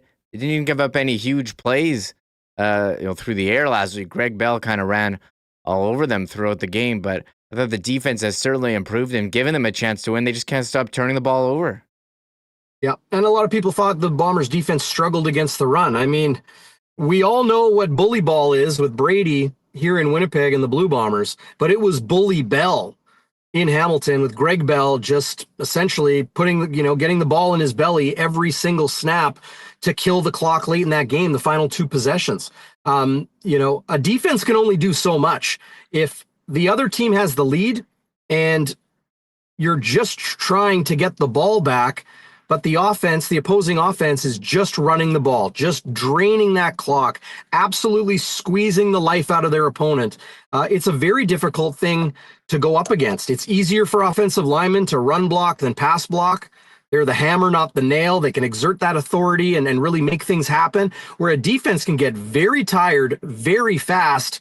You'd think, well, they're not running as much because they're not throwing the ball. Well, they're actually running a lot more because they have to all converge down on the box, that linebacker area in the defense. And you're getting punished. It's those old linemen and the receivers blocking. A defense is getting hit when they're going up against the run. So it can wear a defense down really hard, really fast. Bully ball, I think that takes their own medicine. Overall, I would say right now the silver line is the defense is playing.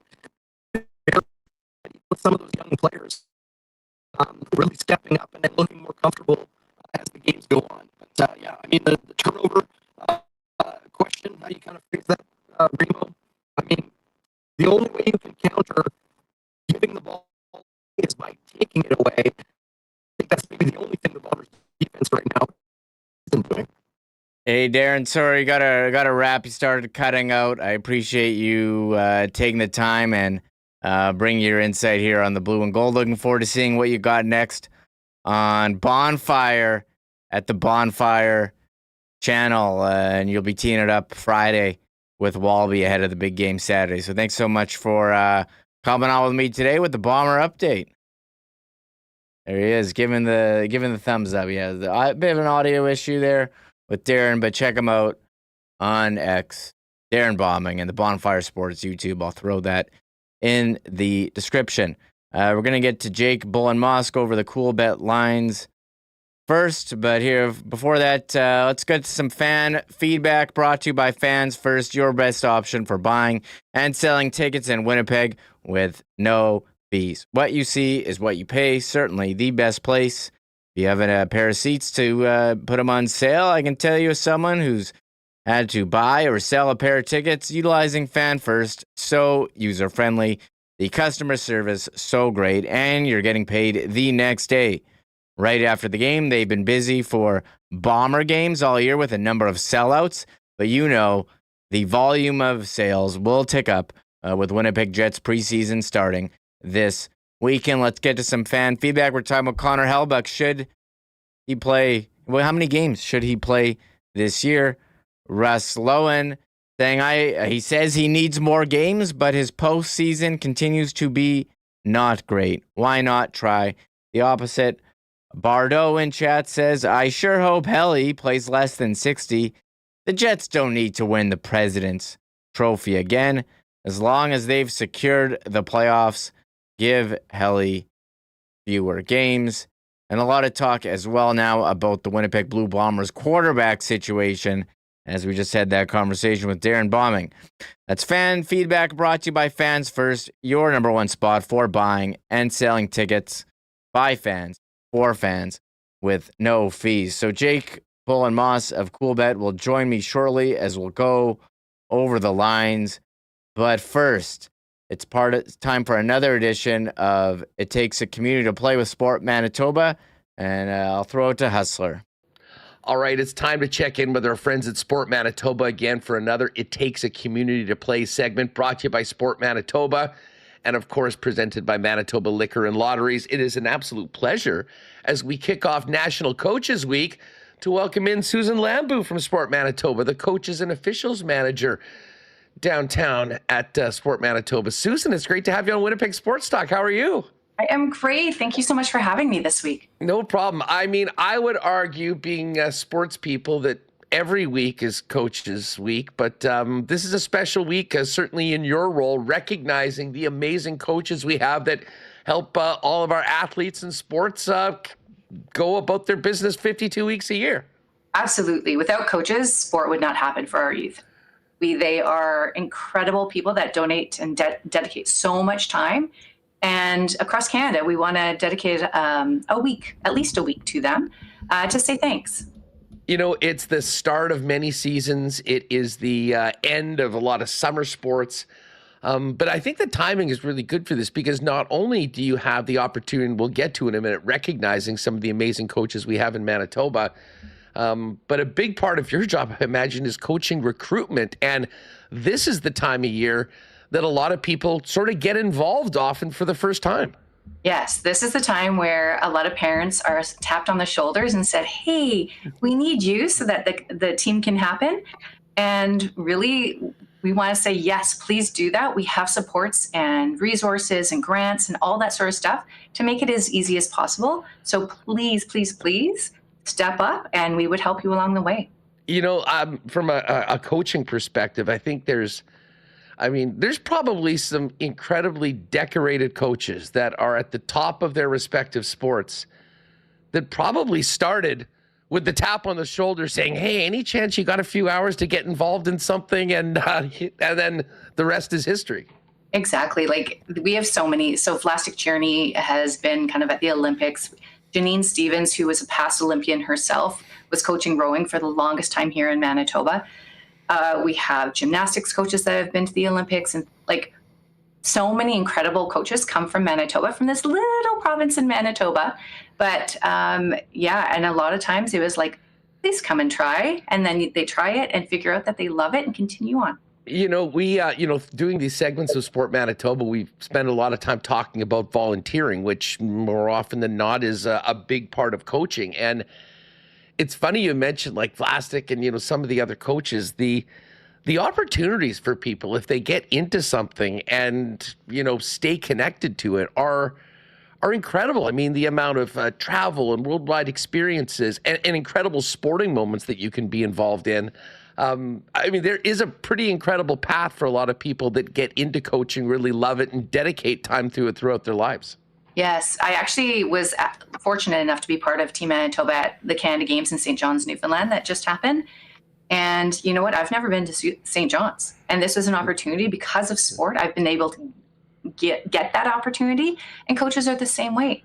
You know what? You continue on. And most of our coaches are volunteers or get like very small honorariums that really don't cover much. But one of the benefit is possible travel. If that's something that you want to do, it is a great benefit for it. Well, and the Candada Games is such a unique event. And we did a couple segments on that going into it, but maybe you can speak to it, because not only for many of the athletes, that'll be the biggest event that they're ever involved in, but also from a volunteer perspective, and particularly from a coach perspective, it's so important to have those support people around, not only for the performance of the athletes, but to make an event of that scale work, not only for the host province, but for provinces like Manitoba that are sending a big contingent halfway across the country. Absolutely. Again, the coaches lead up time, the dedication that they've put into it, and then it's the compilation of everything that they've worked upon and all the athletes, what they've worked upon, and they go to the competition, and it's a multi-sport competition, so it's unique outside of kind of, basketball nationals or, athletics nationals or whatever. It is unique where you get to see and go visit all the different sports and see the dedication and the excitement on the athletes and the coaches. Again, this is what they've been working for. Just before I want to talk about some of our most noteworthy coaches and the recognition programs for this week, just from your perspective, you've been doing the role of coaching and officials for Sport Manitoba for 10 years now. Is it more challenging to get the number of bodies and coaches as opposed to before? And where's the focus right now as far as for people listening that maybe have been thinking about getting in, how they can maybe find out a little bit more about being involved in a sport and starting that coaching journey? Well, a little bit of both. So the pandemic threw a wrench into everything, and people found other things to take up their time. And so getting people back into things and kind of reimagining that and reminding themselves of how important sport is for not only the youth that they're coaching, but for themselves. It is one of those things that allows people to, test their leadership skills, communication skills, grow and develop as a person. Again, I kind of say for kids, it looks great on a resume if you are coaching.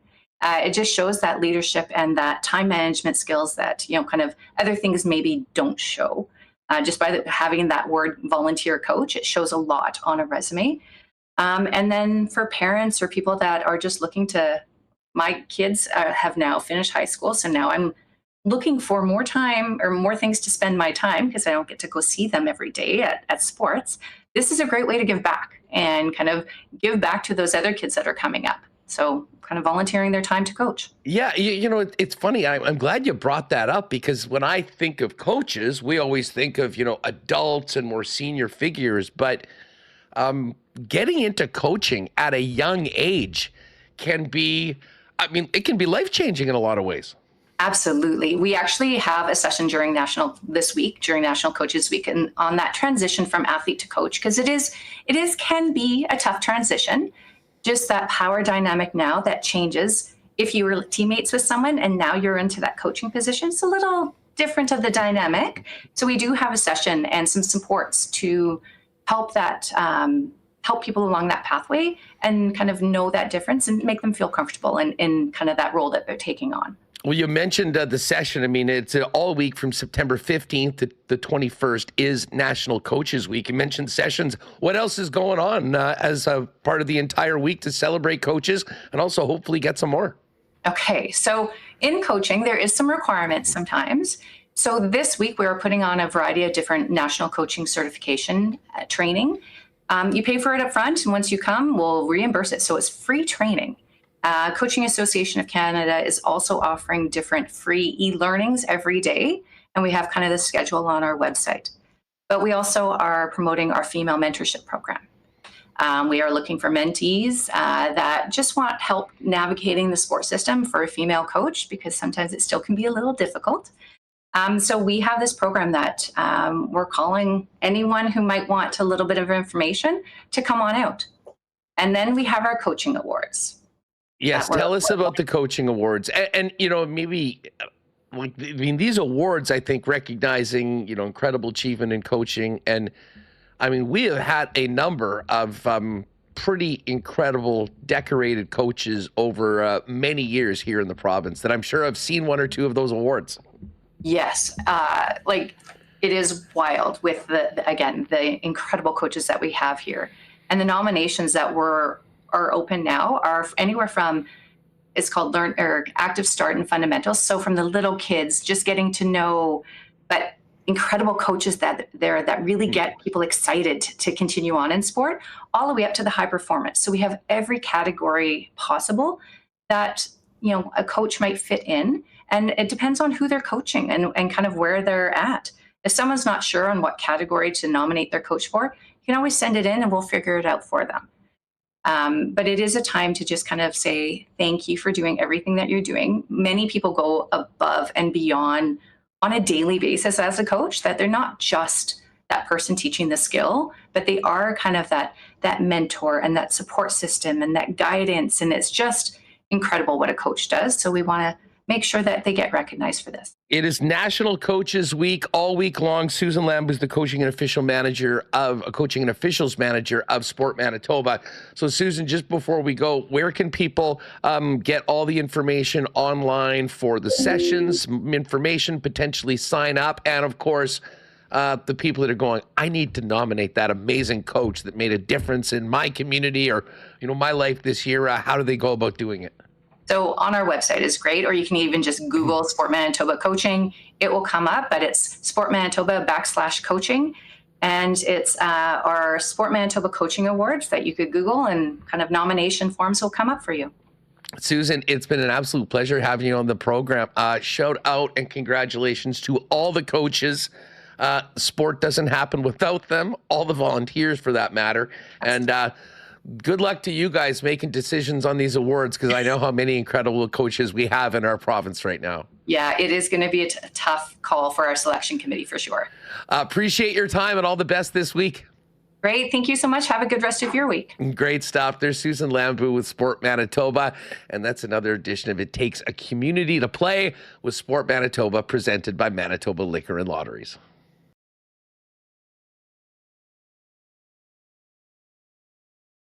There's us talking with Susan Lambu, a coaching and officials manager with Sport Manitoba, part of the It Takes a Community to Play segment. And yeah, after having that conversation, I said, hey, I should probably volunteer for some of my sons' sports. Getting that age where, volunteer is very important. And here, move on to the next segment. Jake Bolin Moss of Coolbet. Time to go over the lines. Maybe talk a little Blue Jays.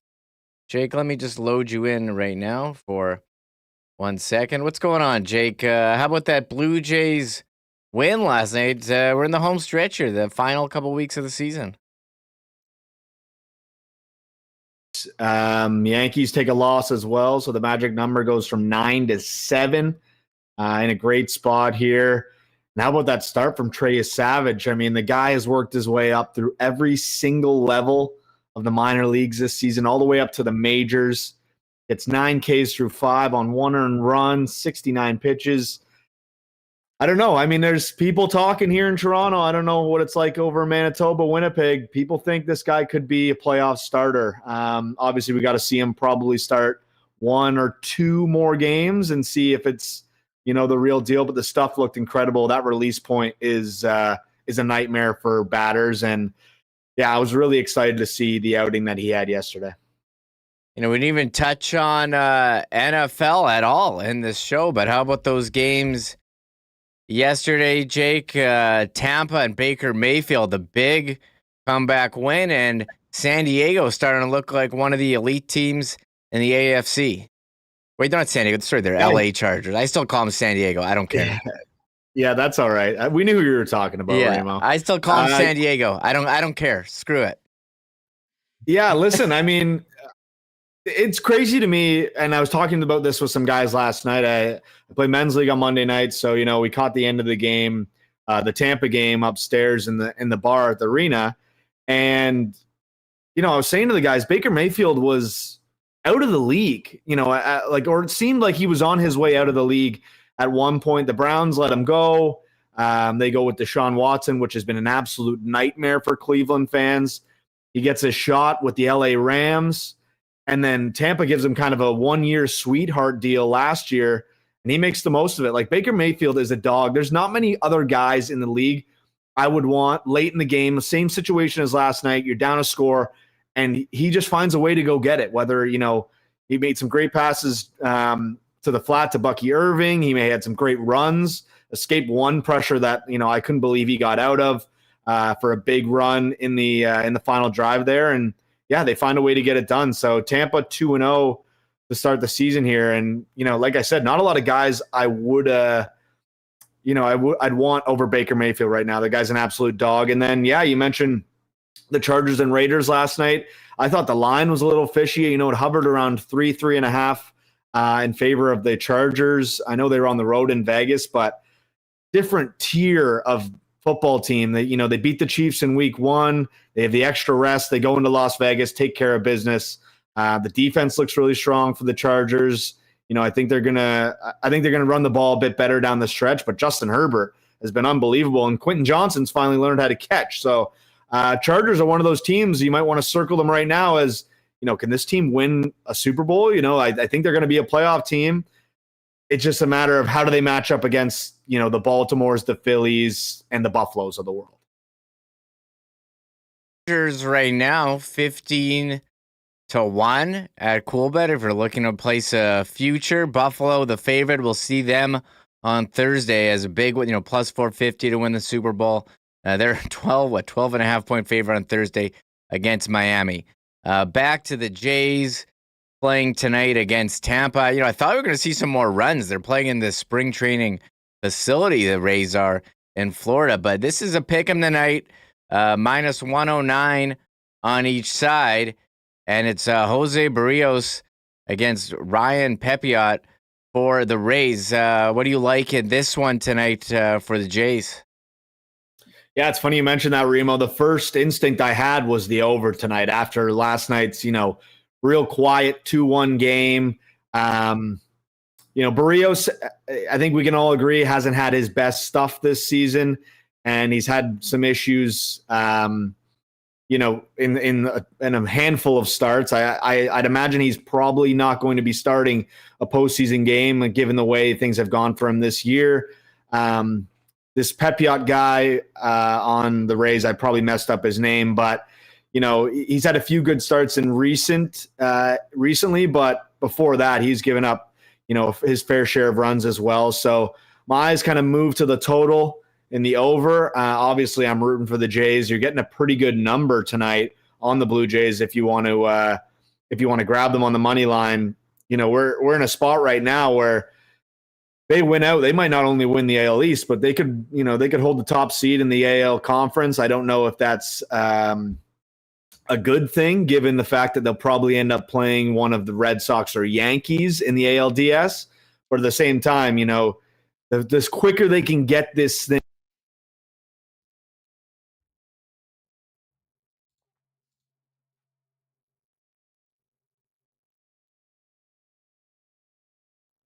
Oh, did we lose you? Yeah, and given the way last night went, I can't imagine we're going to see another 2-1 game. Yeah, and last night, George Springer with the big hit there in the 11th inning, winning it. If you had to hand out an MVP award for the Jays, it's got to be Springer, right? What a season he's having. Yeah, the resurgence of George Springer, where you thought you were just kind of had a bunch of dead money tied into George Springer, 35 years old. You're not expecting him to be the guy he once was, but we're talking about a guy who might not only be having, a great season, this might be his best season of his career at 35 years old. So I don't know what magic powers he's found or, Michael Jordan's magic stuff that he's been drinking in the dugout or the clubhouse. But he's finding a way, and then clutch hits like last night. That ball was off the plate outside, and finds a way to get around it and get it down the left field line, score Ernie. And then how about the relief effort from Braden Fisher last night? He pitches 2 innings, the 10th and 11th, doesn't allow a run to score, and they find a way to get it done. Yeah, I mean, the bullpen's really starting to come around for the Blue Jays. Like, you really hope everyone's getting hot at the right time, and then you bring up a guy like we already talked about off the top, and you Savage, and I think it just adds juice to the clubhouse. Like, what could this look like? There's some good news on Bo Bichette today. Anthony Santander is in the middle of his rehab. He's had a home run and a double down in AAA. So a lot of options here as we slowly approach the, that October baseball. And it'll be interesting to see what the Jays end up doing. It's funny. Santander is their big offseason signing. Hasn't barely played at all. Injured early on in the season. You've been waiting. And what a boost if he could be healthy here for the playoffs to get that bat. So the Jays and Rays tonight, Pepiot, he got scratched in his last start. General fatigue. He's pitched a career high in innings, 163. They gave him, skipped his start and hoping he can come back. I'm actually playing against him in my fantasy baseball final, so I hope he gives up a lot of runs on a personal level. If you're looking at any numbers here for the odds board, anything catch your eye in terms of total bases, homer pick in this Jays game? Yeah, I mean, I think someone's hitting a home run tonight. I mean, you look at the home run odds. We only have the Jays up right now. I imagine we're probably waiting on a Rays lineup. Pretty good number, I'd say, on Davis Schneider. If he's playing, plus 418. The guy's got power. Like we mentioned, minor league ballpark tend to be a bit smaller, a bit easier to hit one deep. Who else we got here? Barger, not bad, at plus 364. He's starting to heat back up a little bit here. And Varsho, I mean, for a bit there, Varsho was hitting a home run every 10 at-bats. He's plus 356 to hit a homer tonight. So I'd probably look at one of 3 of those guys, see if we can get a bit of value in this minor league park. I think Springer's got the lowest odds right now, plus 315. Vladdy, plus 359 as well. So, yeah, a few ones there. And then we also do have some exclusives as well for the Jays tonight. I just put 4 together. If you want to back Barrios, we got a No Way Jose, 5+ strikeouts, and the Jays to win. The summer of Springer, we already mentioned George earlier on, but Springer for 2+ bases, a run scored, and the Jays to win. Same number as Barrios, plus 265. We talked about the runs, Remo. If we think it's going to be a high-scoring game, both teams to score 5+ runs tonight, plus 450. And then I mentioned a Vladdy homer. Vladdy to hit a homer, Jays to win, plus 625 tonight. So some options there in the exclusives as well if you want a little parlay boost with some of those guys. Or, like you mentioned, Remo, we go to the bet builder or we go into the props section. And I think we dive into I think we're going to see a better offensive output tonight than we saw last night. We have to, right? Like a 2-1 game is pretty unlikely in a ballpark, like the one that the Rays are playing in right now. Yeah, total tonight 8.5. As you mentioned, it is a spring training ballpark, and some people debating what Junior Caminero on the Rays got like over close to 50 homers. There's people out there saying it's not a legitimate, it could be not a legitimate 50 homer season, but a number of props here in the cards up top. Pretty easy to put a nice parlay together. I did notice, NHL training camps just around the corner Thursday. Jets, you guys do have a full board here of hockey futures, which gets me excited. Connor Hrabchak plus 300 to win the Vezina. He's the favorite. MVP, if you think he's going to go back-to-back, he's plus 2,000 to win the MVP. Demidov, we talked about him at the Prospects Tournament, far and away favorite to win the Calder, plus 175. Zeev Buium on Minnesota, next up at plus 1,400. Quite a gap there. Kyle Connor, Rocket Richard, we always like to take him as a long shot. He's way down, plus 5,000. So I'm going to have fun, Jake, going over these leading up to the season. The NHL futures now fully on Coolbet. Yeah, pretty interesting. Connor all the way down there. That's pretty surprising. 50-1. Probably worth a sprinkle, especially if you're a Manitoba, Winnipeg Jets fan. The usual suspects up top: Matthews plus 325, Draisaitl plus 325, Kirill Kaprizov. I know you guys were talking about him earlier on the show. 7-1. Contract year. Is this the year Kirill Kaprizov wins a Hart Trophy? I guess we'll have to see if he's going to end up in Minnesota or be shipped out before the season starts. I know that was that conversation you guys had earlier. I guess shout out to our guy Evdog. He does a great job with the NHL props. These ones have been up for a couple weeks now. We're going to try to roll out some more promo. If you're following us on Twitter, you'll see some different stuff we have, but there's, team total points in the regular season, the awards that Remo and I just chatted on. We have player point totals and goal totals, and then team playoffs on top of, the usual Western Conference winner, Eastern Conference winner, and Stanley Cup winner.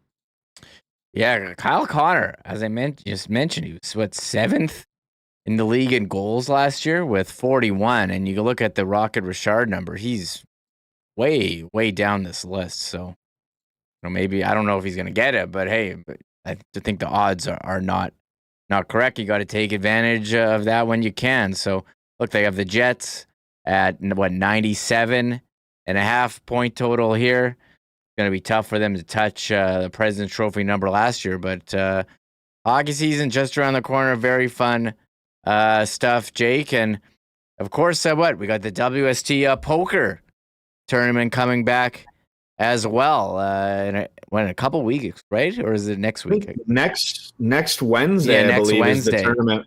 I'm gonna I'll make sure they have it up, but I think Patty let them know. So I'll let you guys know when registration's open. We'll get some promo out on the socials, and we'll get the poker going again. I think Huss sent us dates for like the rest of the year, so I'll get something together that we can both promote. People can look forward to the tournaments we have planned coming up. I wish I could play, honestly, with you guys. It would be a good time, but fortunately, it being in Ontario here, we can't find a way to the tournament just yet. They got those ring-fenced rules. It's got to be within Ontario. You guys can't play DFS either. I can't play with my friends in Toronto anymore. It's terrible. They got to figure that out here. Looks like it is open, but I think they got the date wrong. We said Wednesday, right? We said Wednesday, 24th? Yeah. Okay, I'll make sure they change that. Looks like they just have it a day ahead. No big deal, though. You should be able to register now if you want, but I know people love to wait until the last minute to get in there. Sure, yeah, I know that. And make sure you get the time zones correct as well. I know. There. That's the hardest part, because a lot of the guys who set it up actually work in Europe. So we got to explain to them what time zone to put it in. And we have to do a bit of time zone math ourselves to get it all right. But I think I'll get it fixed up there, and we'll make sure it's good to go. Perfect. And for more news about our poker tournaments, everything, subscribe to our newsletter. Link in the description. Jake Bolin Moss of Coolbet. Follow him on X. Or aren't you just Jake Bolin Moss on there? Yeah, Jake Bolin Moss, easy enough, just like the name below right here. Perfect. Thanks so much for hopping on. Looking forward to catching up again next week. Yeah, thanks, Remo. WST winners on Friday, NFL Week 3. I'm fired. Yes, can't wait for that one. Yes, Hustler will be back in the host chair. WST winners on Friday. Make sure you're tuning in Friday at 10 a.m. Thanks a lot, Jake. We'll talk to you again soon. Yeah, thanks, boys. There he is, Jake Bolin Moss. Coolbet.